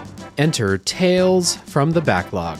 Hi, I'm Dave Jackson, and on each episode, I'm joined by a guest to break down those games that may be stuck in your ever-expanding backlog. Each episode looks at one game in depth, focusing on mechanics, story, music, and other aspects with no spoilers until a clearly marked spoiler wall in the middle. If you've played the game, go ahead and climb that spoiler wall and enjoy in-depth story discussions, and if not, jump out when we warn you and maybe go play that game for yourself. We have over 100 episodes in the feed, everything from Disco Elysium to Tunic to discussion episodes about how to get into horror games, and if games actually need to be fun, or if they have more to offer. I guarantee that there's something in there for everybody.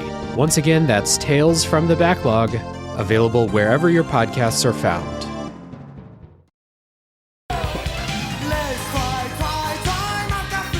We remember that golden era of movies in like the late 90s, early 2000s, where they had monkeys doing crazy awesome shit in movies. They had like monkey spies, monkey presidents, monkeys just doing whatever. Yeah, Dunstan checks in. Is that where he runs a hotel or he like lives in a hotel or something. Yeah. Well, now it's now it's Monkey Hitman. He's what's a goofy name? Sprinkles the monkey. I don't fucking know. Stinky the monkey. He's by day he's a regular average Joe monkey in I don't know, the New York Zoo, but by night he works for the New York Times. as a hitman or assassin or whatever. He's a mobster hitman. I don't fucking know what the fuck they're called. Yeah, so by day, he's just a regular monkey, eating bananas, hanging out in the zoo, chilling, living his best life. By night, he's a highly trained killing machine. He's a Russian sleeper agent disguised in a monkey's body. He's going out, he's decapitating fools, he's popping caps, all that. Jerry, what else? What does he do? Well, I mean, it's not well documented, but I mean, you've heard of these monkeys like ripping people's faces off, right? Like when they're like, I have a pet monkey. Well, ain't nobody having pet monkeys of Sprinkles, okay? Somebody tried to have a pet monkey and it was named Sprinkles. I don't know if it's a connection. It could be, it could not be. I think it might be. And I mean, that person, they got shot. They got shot multiple times, like headshots, and then their body was dumped in a river. And then Sprinkles went directly back to the zoo and was like, shit, I got to write that article for the New York Times. I got to get back to the office. And on his way back to the office, some guys on the street were like, a couple hooligans being like, hey, is that Sprinkles? Hey. And then they tried to chase him down, but then he also shot them too. And the thing is, this monkey has immunity, okay? Like, he can't be tried in a court of law. Like, there's no stopping Sprinkles the monkey. Like, he does not abide by the normal. Like, there's no monkey laws. What are you gonna do? You're gonna try to fucking tranquilize him? Good luck finding him. Good luck. He's in a tree. Him. Yeah, he's the one that hits you. Yeah, he's the one that knocks. He's the one that knocks. Wow. So it's just pure, like, he's just going on a rampage is the... Yeah, but he can't... But the thing is, Gooey, he can't be touched. He can't. He's untouchable by the law. He's untouchable by the people. Mm-hmm, there's just no stopping Sprinkles. There's no stopping him. You've heard of John Wick. A good monkey with a gun. Get ready for John Monkey. I don't know. I couldn't think of like a monkey term that rhymed with Wick. John Wick monkey. Sprinkle my donut, will ya? Jesus Christ. That's his catchphrase. This Or could like be a- like a subplot of like the next Planet of the Apes movie or something. Ooh, or like they completely redo the Dark Knight, but replace all the monkeys or all the actors with monkeys. So like replace Christian Bale with a monkey, replace Heath Ledger with a monkey. It's a monkey with like, whoops, makeup scribbled all over its face. He's got like wild green hair. And they're just like, just going, like, at each other, and they're just like throwing each other all over the room and shit. Pretty All the cool. people Throwing- on those boats are monkeys. Do you want to know? Do you want to know how I got these bananas? And then Sprinkles just comes in and is like, "Pra, pra, pra, pra, pra," just fucking lighting people up.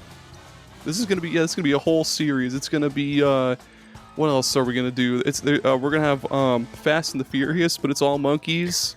It's like Dominic Toretto, but he's also a monkey, and it's playing like what's that Just one a song? silverback gorilla driving a fucking muscle car.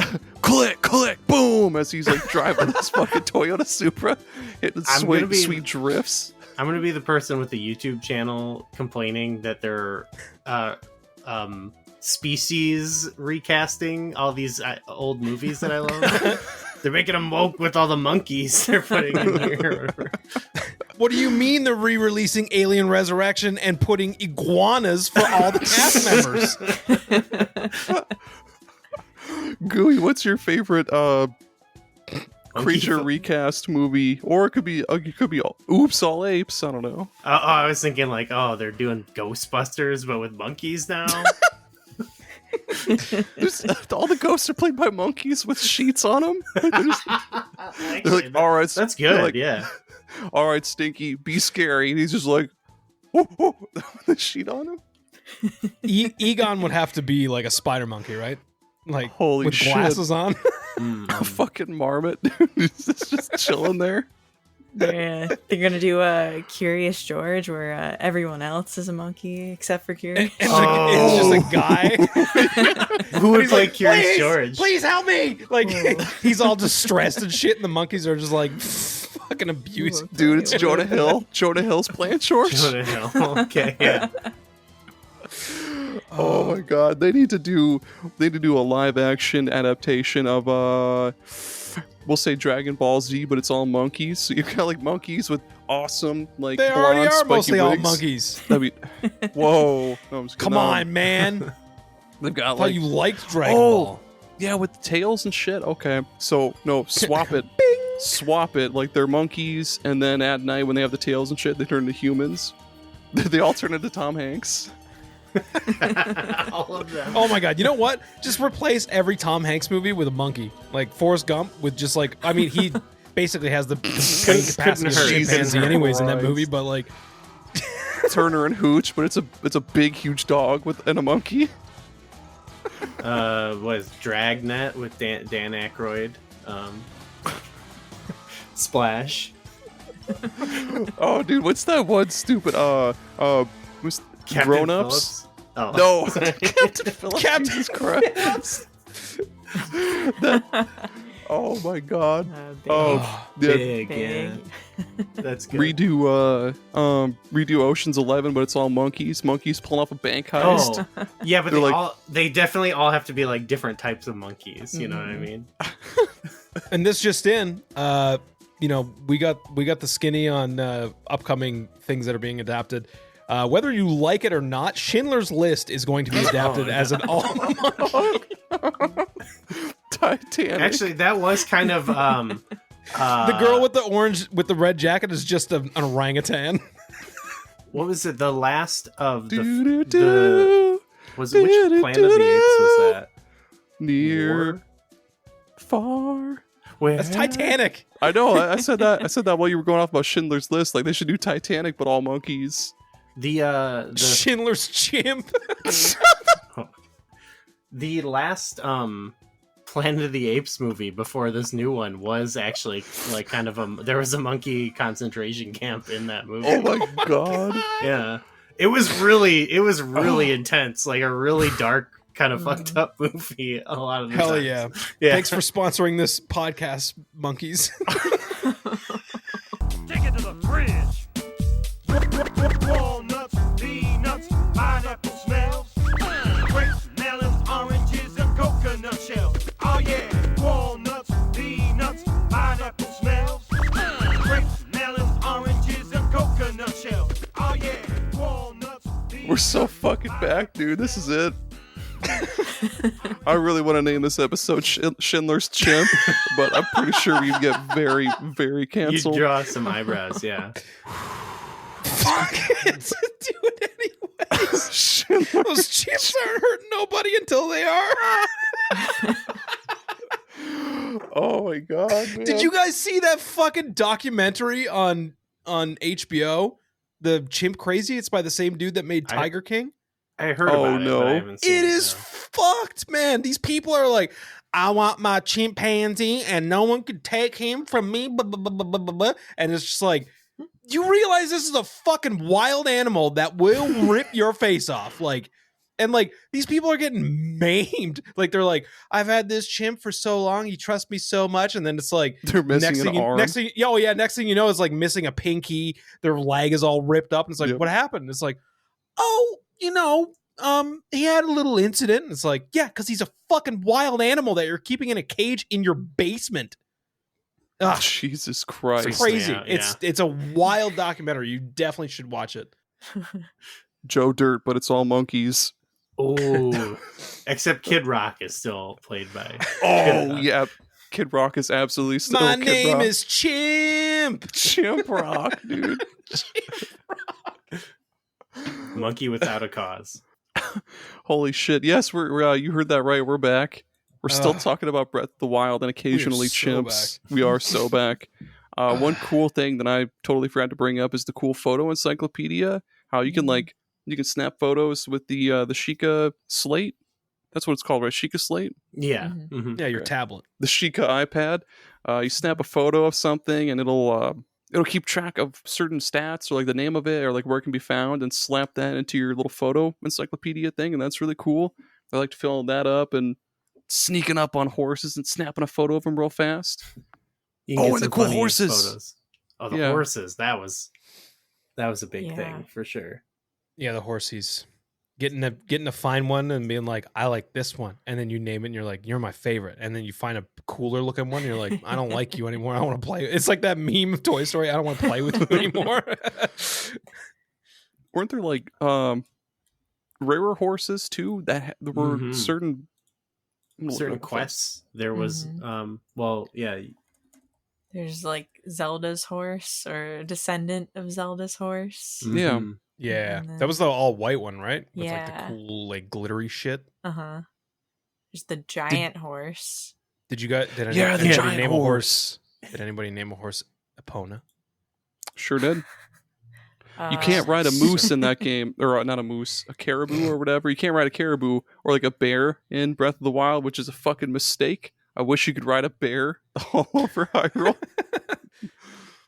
You Can can you ride ride a a bear? bear. You can. The What? ones I for- think Mhm. they're kind of they're difficult to Yeah. get on, but you Son of a can. bitch. You can also What? ride the deer and stuff or whatever they are, but you can't. What? They won't let you register them, but you can ride them. You can ride a Holy Lionel shit. actually. Learning new shit in 2024 That's about awesome. Breath of the Wild. I didn't know that either. You can ride a Lionel for like a couple A second, seconds yeah. and What? do damage to it. Yeah, because in the you fight. like jump on its back and slash it and shit, don't you? Yeah, you don't really control it. It's just an attack. It's But bucking. there's a quest to go get one of those skeleton horses, which you also can't Oh. register, which is Yeah. annoying. And the Lord of the Mountain. The Lord of the Mountain. Yeah, that's Oh, that was cool as Really shit. cool. Yeah. Yeah. a lot of good ridables. Good ridables. Yes. Oh, you could get a Oh! Ganon's horse too. The Ganondorf's. Expendables, but it's all monkeys. Oh, my- Oh, Except no. Sylvester Stallone is still in it. But you got one dressed as like Chuck Norris, but it's got Aaron, like focus. his little goatee and shit. Aaron, focus. Okay. Breath No of the monkeys Wild. in Breath of the Wild. Yeah, sorry. Yeah, yeah. Breath of the Wild, but it's all monkeys. Fuck, don't get me started, dude. Soundtrack. Yeah, soundtrack is really, really good. Fuck. Sorry, one last one. I'm imagining I'm imagining a monkey with like a fucking bandolier, bullets, and like a big old Gatling gun, just like Rambo. oh!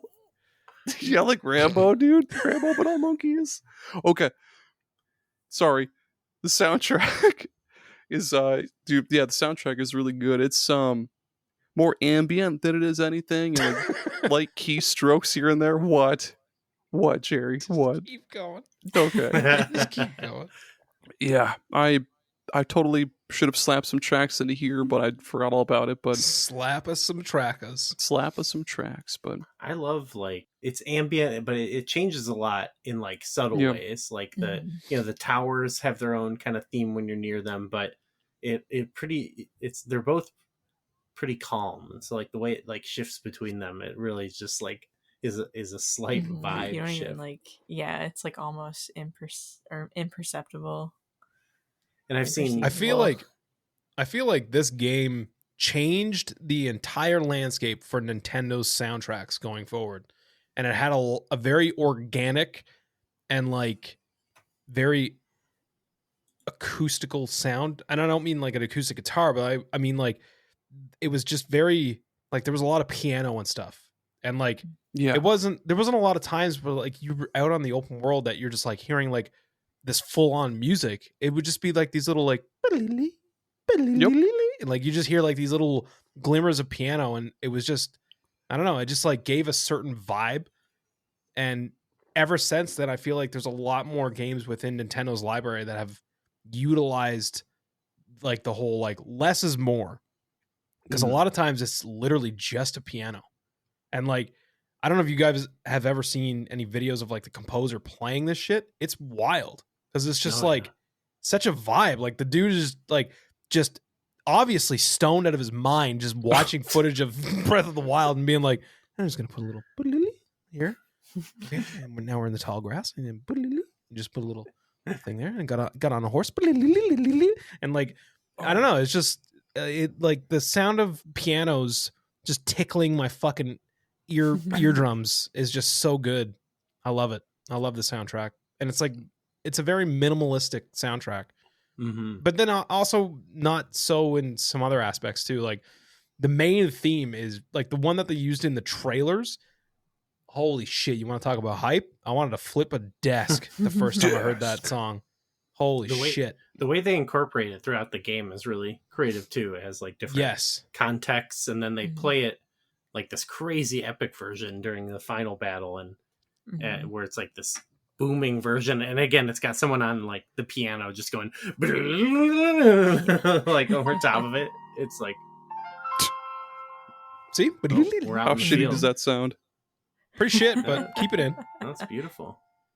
Yeah, I mean the set the music is mood. good coming out of your phone into the microphone. Not so great, but I think it serves its purpose. But see what I mean? Little.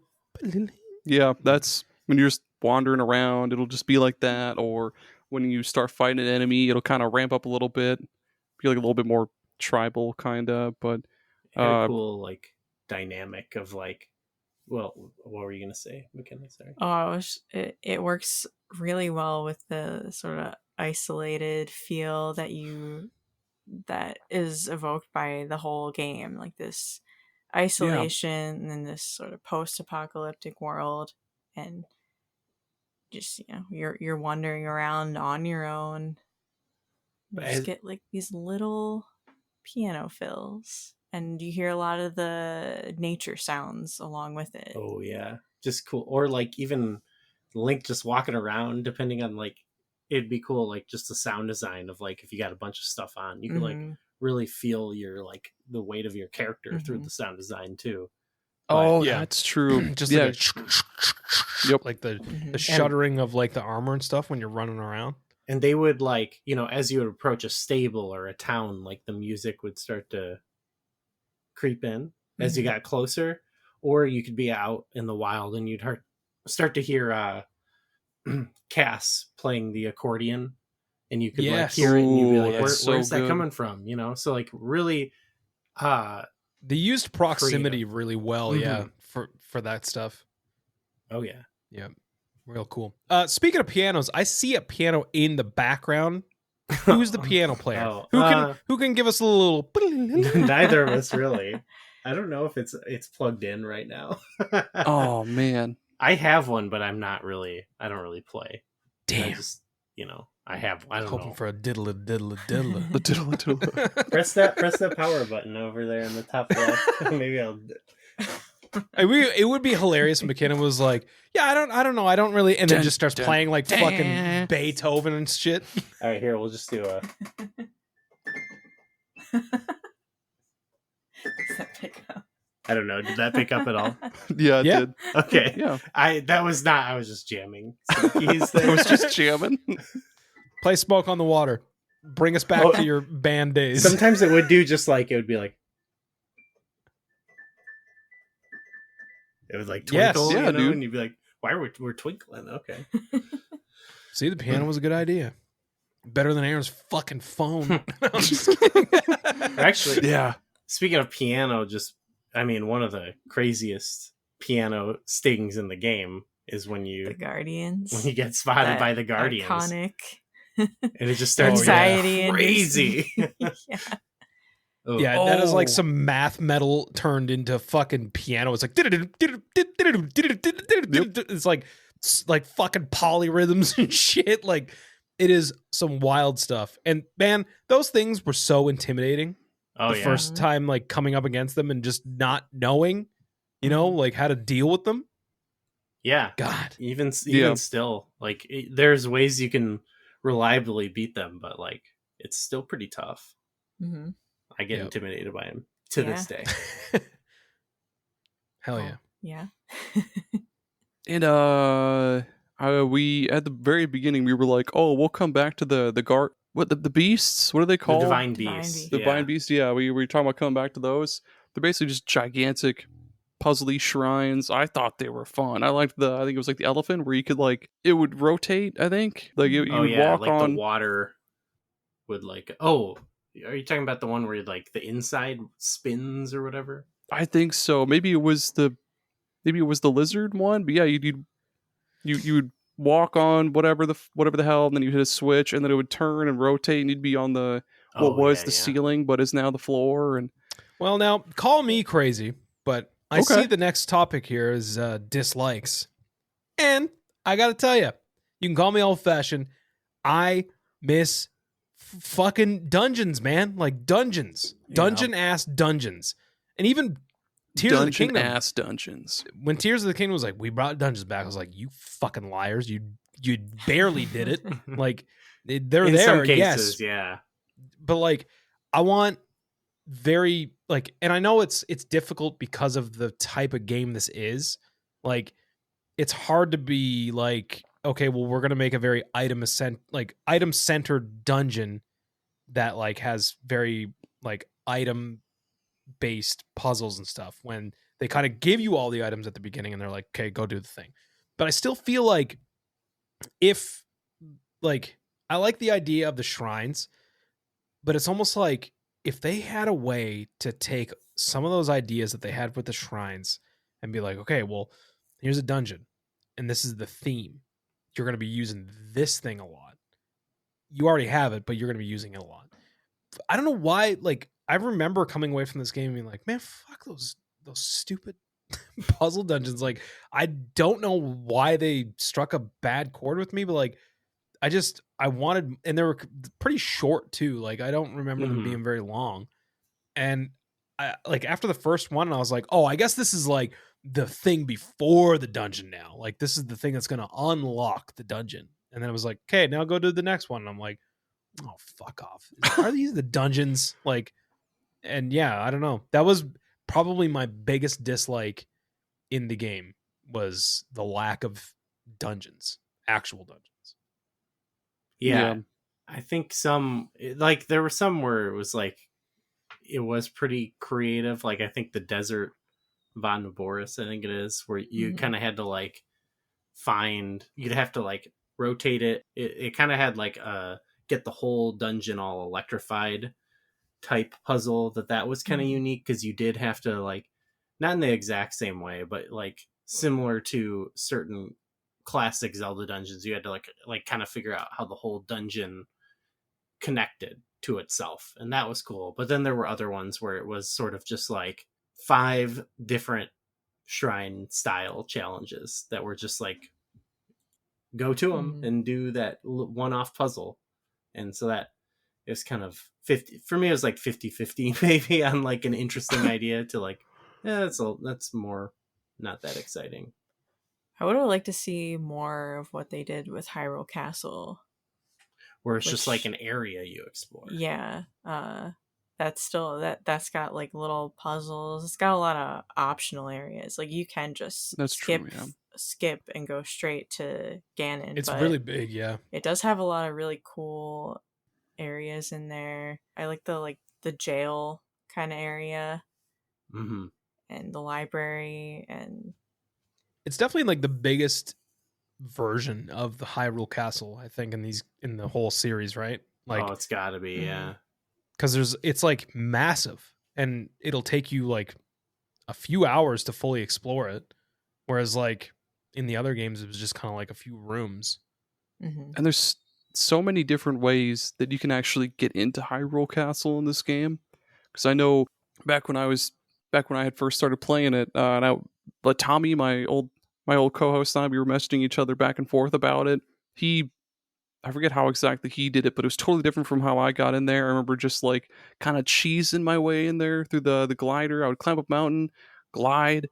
I landed on like a tower or pillar just barely, and I would keep jumping and gliding to like different points to try to glide into the tower. And then of course there's those like little turret robots that would zap me and I would fall and fucking die.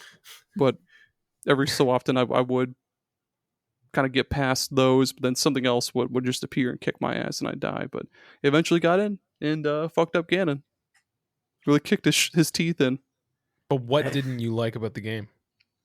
I don't know, I'm very flip-floppy about the weapon degradation, because like on one hand it's annoying as fuck to just be like in the middle of a battle, you're swinging away, your weapon breaks, it's like, well, fuck, okay, I'll just move to the next one, and then that one breaks. Yeah, like with the shield sliding, you slide on your shield and then it breaks, and it's like, well, I guess I can't fucking do that anymore. But also at the same time, it adds to the real like organic living feel of the game, about how like it's just this whole entire living, breathing world, and so of course all your shit's gonna break if you use it too much.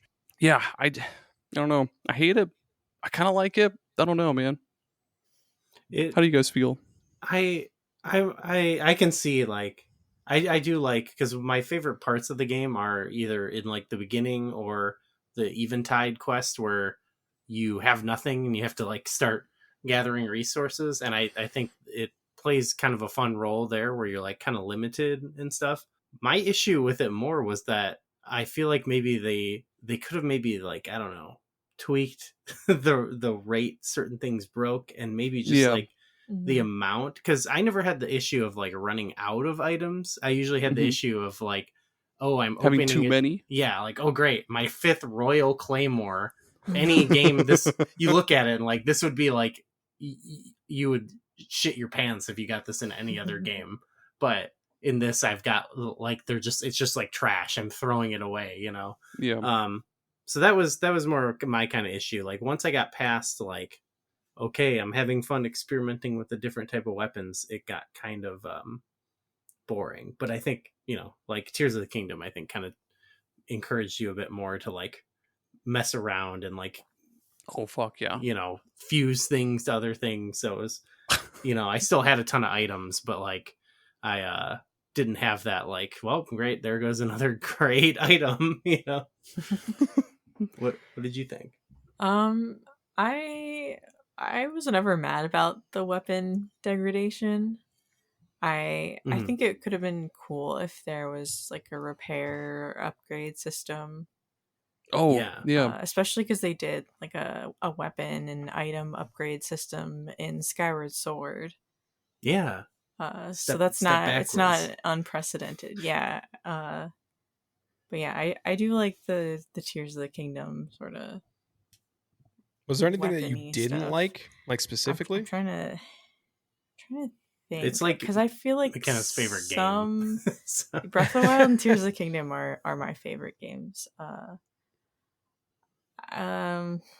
I feel like there are certain things that maybe I didn't like before, but then Tears of the Kingdom came out, and now they're like a pair to me. Like in some ways, like Tears fulfills some of the things. Like Breath of the Wild is a very isolated. There's not a ton of towns and NPCs. And that's something I kind of missed when I was playing it. I want like a bustling Hyrule castle town. Yeah. But after playing Tears, it really made me appreciate the isolation there. Yeah, because you had characters who were like trying to fortify, and like re-establish the world and stuff. You had that little outpost town, yeah. Yeah. The dude you would like make shacks for, and he would be like, okay, cool, here's some rupees and a baked apple, bro. Thanks. You know what's crazy? And Beth like lost her mind when I told, like, because her and Greg were like talking about how crazy Terrytown was. I didn't do a goddamn thing in Terrytown. That was I barely even knew that Terrytown existed.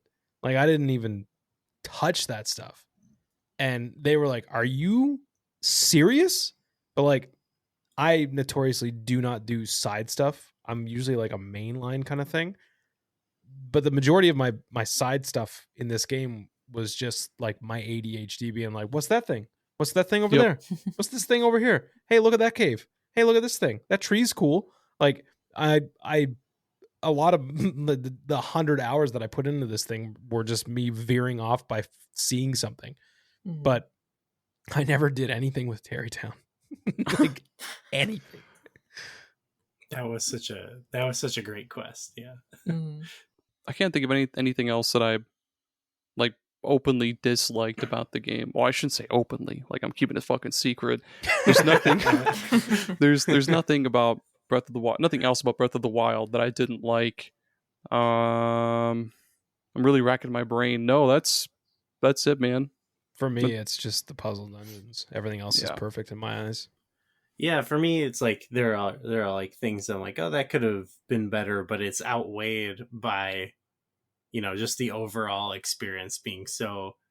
It's not even like I'm a big Zelda fan, so it's not even like my favorite Zelda game, but there's just so much that it does that no other game I feel like can capture that same feeling. Yeah. So it's one where it's like a lot easier for me to focus on all the things I love about it.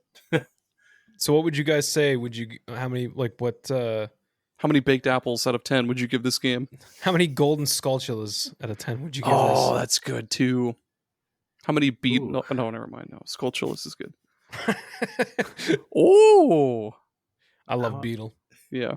Beetle. Oh, he bullies you in this one though. So give me that Beetle. He's so annoying. Like he's so thirsty for your Beetles. Like, let me keep him. I found this Beetle.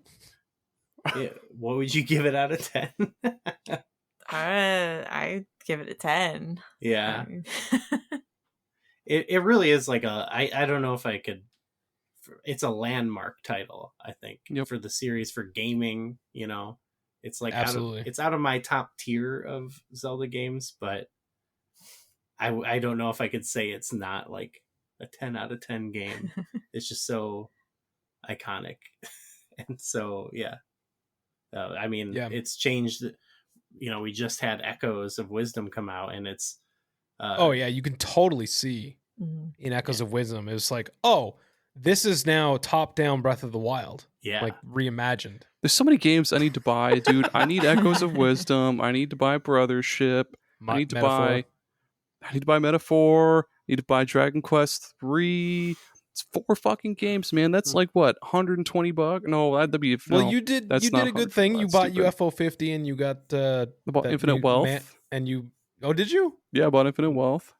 I'm out on a lot of new games because I for sure dedicate a decent a decent amount of time every Decent month. monkey amount of time. I got monkeys Sorry, in go the ahead. brain. Well, we're playing. I'm playing Diddy Kong Racing right now, so that might be. Hell yeah. Ooh, okay. You know what? Diddy Kong Racing is better than Mario Kart. I think. Talk to Andy. Yeah, that's a big topic amongst our friend group. Yeah, but I dedicate I'll like die on that so hill. much time a month to playing a Nintendo 64 game that I'm like squeezing in modern games. You know, And that's okay. Mhm. That's Yeah. totally, I totally get that. I've only recently started playing modern games again because I was like, holy shit, there's so many crazy things coming out now and I really want to play them. But like for a long time, I was just, actually, I played more N64 games this year than I ever have. hell like yeah. for sure. This Yeah. year has been like a big N64 year for me. I think the next thing that I want to tackle on N64 is I finally want to clean up Blast Corps. Yeah. It's a hard fucking game, man. Toward the end of that thing, It holy really- shit, that gets hard. It really is God. tough. Yeah. Volcano. Oh, the I volcano stuff. haven't even got to Volcano. I'm stuck on one where I have to like use the stupid. God, I hate the dump truck. The dump truck is such a piece of shit, Yeah. and it's so wonky. Like to try to That was get that contentious. drift. Truck. Holy fucking Tonka truck. Speaking Yeah. of retro games, What's happening? Oh, we're doing random recommended games? yeah, unless you want to give your rating of however many baked apples out of 10. 14. Who cares? Random recommended games. Yeah, so we like to close out our show. It's the saddest part of the show because we have to say goodbye, but it's also the most generous part of the show because we give the listener a little something that we feel like you should absolutely play. It's like a personal recommendation from each of us. So you guys are the guests. So I would love for you guys to recommend a game or demand. You can make demands here. This is a good space for making demands of the listeners. Modern So- or retro? Yeah, Okay. whatever's on your brain. Okay. Well, I won't demand for mine. I won't demand because I don't know Just if saying there's, you can. there's not like a great way to like get a hold of this game like legally right now. So I'm not going to demand you, but you can figure it out. I think. I want to say just an N64 game just to keep Okay. the vibe of Yep. our Tetrasphere. Oh, yeah. That game Uh, fucks. hidden gem on the console. It's like, what if Tetris was in a sphere? Yep. Need I say more? It's awesome. Yeah, it is awesome. a cool game. Hurts my brain because I'm not terribly smart, but it is fun.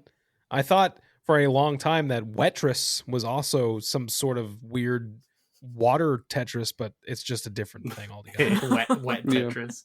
We Yeah. hold pools Wet of water. Tetris. What's believable after stuff like Hatris and stuff that they Oh could my do god, in Hatris. Do you have one game? Yeah, I just started playing Mirthwood. It came out last week. I Sounds heard familiar. lots of stuff about this. Please tell me more. Yeah, it's like a medieval fantasy life sim RPG. Whoa. Yeah, you're just like you're starting a new life and you get a house that you have to repair and it's got survival elements. You got to eat food and take care of your health and That's cool. it's open. Such as you should it's in open real world. Yeah. Creates life. good Should eat habits. food and take care of yourself. Yeah, it's open world. You can go explore everywhere. There's I haven't done this in my new playthrough yet, but I did it during the demo where there's this like meadery that's been abandoned and you can go like take control of it and own your own meadery. Fuck yeah. Yeah. Fuck my yeah. own meadery. I'm excited. Now I want to play it. Hearing you. I've Describe it some heard more. people talking about this thing saying that like if you loved Stardew Valley, this is like the next thing that's got people's attention. Yeah, it's inspired Damn, by okay. Stardew and Fable. Mm. So, Hell yeah. yeah. definitely Sounds really cool. Yeah, I need to play some more. I'm definitely gonna lose myself, put a lot of hours into it. That's totally fine. As long as you're having fun, Yeah. it's not That's a the waste main of thing. time. Yep, Yeah. exactly. Hell yeah. Aaron, what you got? Okay, so in the Superpod Discord server, we have the Superpod Game Club, where we pick a different game each month, then we play through it. Whoever beats the game first gets to pick the game for the next month. Oh, that's fun. At the end of the month, we'll write a blog for the Superpod website. This month, Tony picked Binary Domain, and at first, like, I thought this was just like a bland, generic fucking third-person shooter on the 360, PS3, all that shit. But oh my god, it's developed by Ryuga Gotoku Studios, who does Yakuza and all that shit. Published by Sega. Dude, it is so Wow. fucking sweet. The cover system isn't as like, it's not as like natural feeling as say Gears of War or something, but it still feels great to play. Like, the shooting is awesome. Basically, it's this futuristic world, like almost kind of post-apocalyptic. Like the water levels have risen a whole bunch because of humanity doing something, I don't know, and basically like humanity has built above where the water is and all Is that. this just Waterworld Almost. with robots? Yeah, with robots. Yeah, that's another thing too. Humanity relies heavily on robots to help rebuild everything. But then there's also what are called what is it? It's a hidden child, where it's like What? it's a robot disguised as a human, Oh. but they don't know they're a robot. And they're living amongst humans, and like occasionally they'll find out that they're a robot somehow by like, getting a cut, or like, and then they'll freak out and kill people. It's wild. But dude, I it's think the biggest realization for me here, hearing about this game right now, is that it's by the same people that made Yakuza. I didn't Yeah. know that. Yeah, And now looking I'm at like, that it and shows. I'm 110% more interested now. It shows because like the story is it's so fucking in depth and so good. It's so interesting. The characters are all really cool and well written. It's each character. It's basically like Yakuza 7 if it was a third person shooter in a post apocalyptic world. But yeah, each character there's like 8 characters total. Each character is like a different class. They can use different weapons, and they excel at different things. Like you get Faye, who's a marksman or like a sniper, pretty much. You get Big Bo, who is just this big, bulky guy who has like a heavy assault rifle and shit. And you build relationships with your teammates during conversations and helping them out with during combat. And Are you playing on PC? no, on What are you my playing? Series X. I think this gotta- game is on PC. Oh my god, if this game is on PC, I wonder if there's a mod where they There's replace the gotta be. entire game with all Monkeys? chimps. Yeah. Dude, yeah, Binary Domain, dude. It's awesome. It's blown away. My expectations were like, so here's the scale. My expectations were at like the maybe bottom, maybe up here, but it's just demolished them. 14 chimps out of 10. Looks sick. Cool. So I got one for you. That's It is on Steam, by the way. It is on Steam. I know, I did see that. Okay. So this might shock you a little bit, but Xbox 360 is a retro console. Yep. Yeah. Okay, Sad. let that sink in. Let that sink in, and then watch us all just get reduced to fucking dust. So over the weekend, I went over to a friend's place, and we were throwing some stuff on. Of course, we played a whole bunch of UFO 50, which I'm still going to demand every single listener Yep. of this show to buy UFO 50. There's something in there for everybody. Including you two. It Buy it looks, right It looks so sick. I It's got another- yeah. the last time I recorded, both of the guests by the end of it had the game in their fucking Steam like shopping cart, Including me. and one of them was like, "And it's bought." But if you want to, I don't remember when that was, but I definitely got up on a soapbox and was like, "All right, listen up, everybody, better be buying this game." However, amongst our time playing some UFO 50 stuff, he was like, "Hey man, let's throw on some 360 stuff." And I was like, I'll tell you what, man. I want you to throw on this game right here. What is Because this to me was kind of not well received at the time. In some cases, some outlets liked it a lot more. Alien versus Predator blew my fucking mind when it came out on 360. Huh. I don't know And if I played the 360. It kind of like Is it a port of the arcade game? Oh no. No. That game is sick. That game is good. This game is like, it's kind of like a remake of the 1999 or 2000, whenever that one came out for PC. So like you can play as a xenomorph, you can play as Predator, you can play as the Marines. And each campaign has you playing as one of the three. So we threw on like the Marines campaign. And the weekend before that, just watched Alien Romulus. And that movie was fantastic, top to bottom. Mm-hmm. And as we're playing this game, we were both like, you know what? This game fucking kicks ass. Like it's 30 frames per second on 360, but whatever.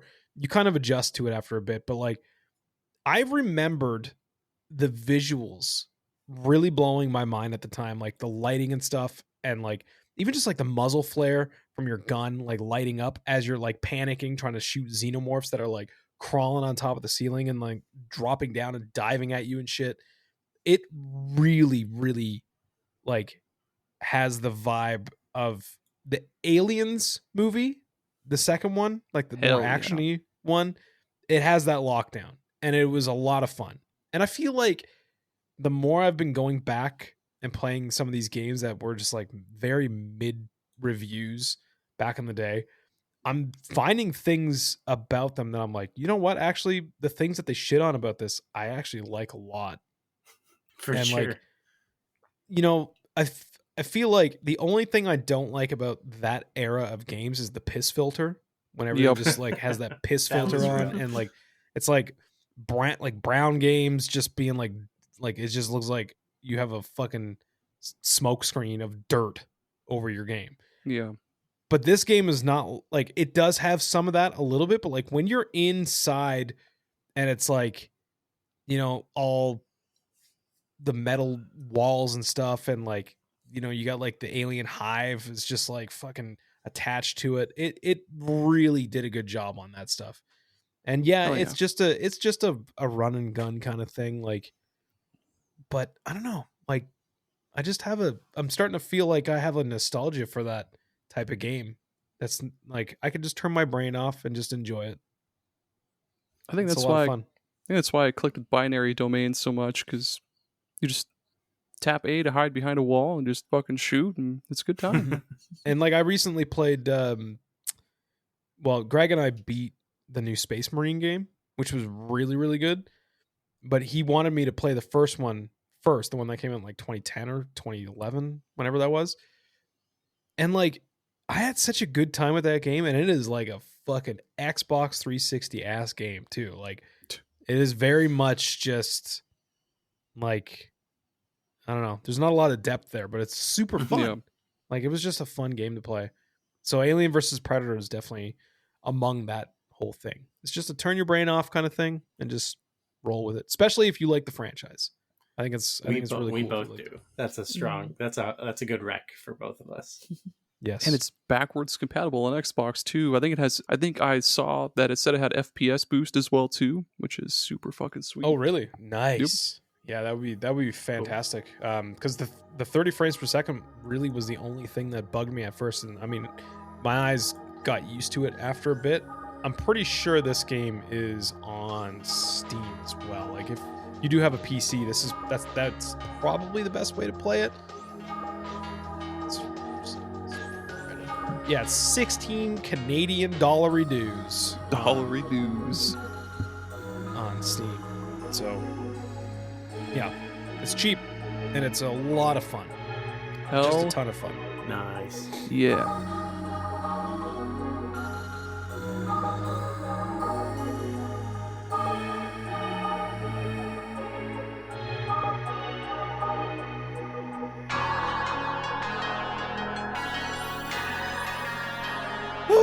And that's it. That's all. That's it. That's everything. That's all we have to give you. Yep, that's everybody. Listeners, that's the end of the show. If you're still listening right here at the very end, first of all, I love you. Second of all, please go check out Flashback 64. Awesome. It's Gooey and McKenna. Do you guys want to plug your show one last time? Yeah, go check it out if you like not just Nintendo 64, but we cover contemporary things from the time, whether movies, albums, other console games and stuff. So if you just want to go vibe with that time period and that era of retro games, I think you'll probably enjoy it. So yeah, go to flashback64.neocities.com to find all of our links. But we're mainly if you want to talk to us or whatever, get on like Blue Sky, and that's where you get a hold of us. Hell yeah. Sweet.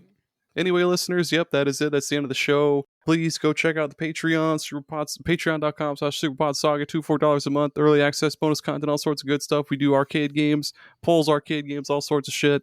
Check out superpodnetwork.com. You'll find Superpod Saga, Super Ghost Radio, Fine Time, Bar Silence, all that good stuff. Check out the blog.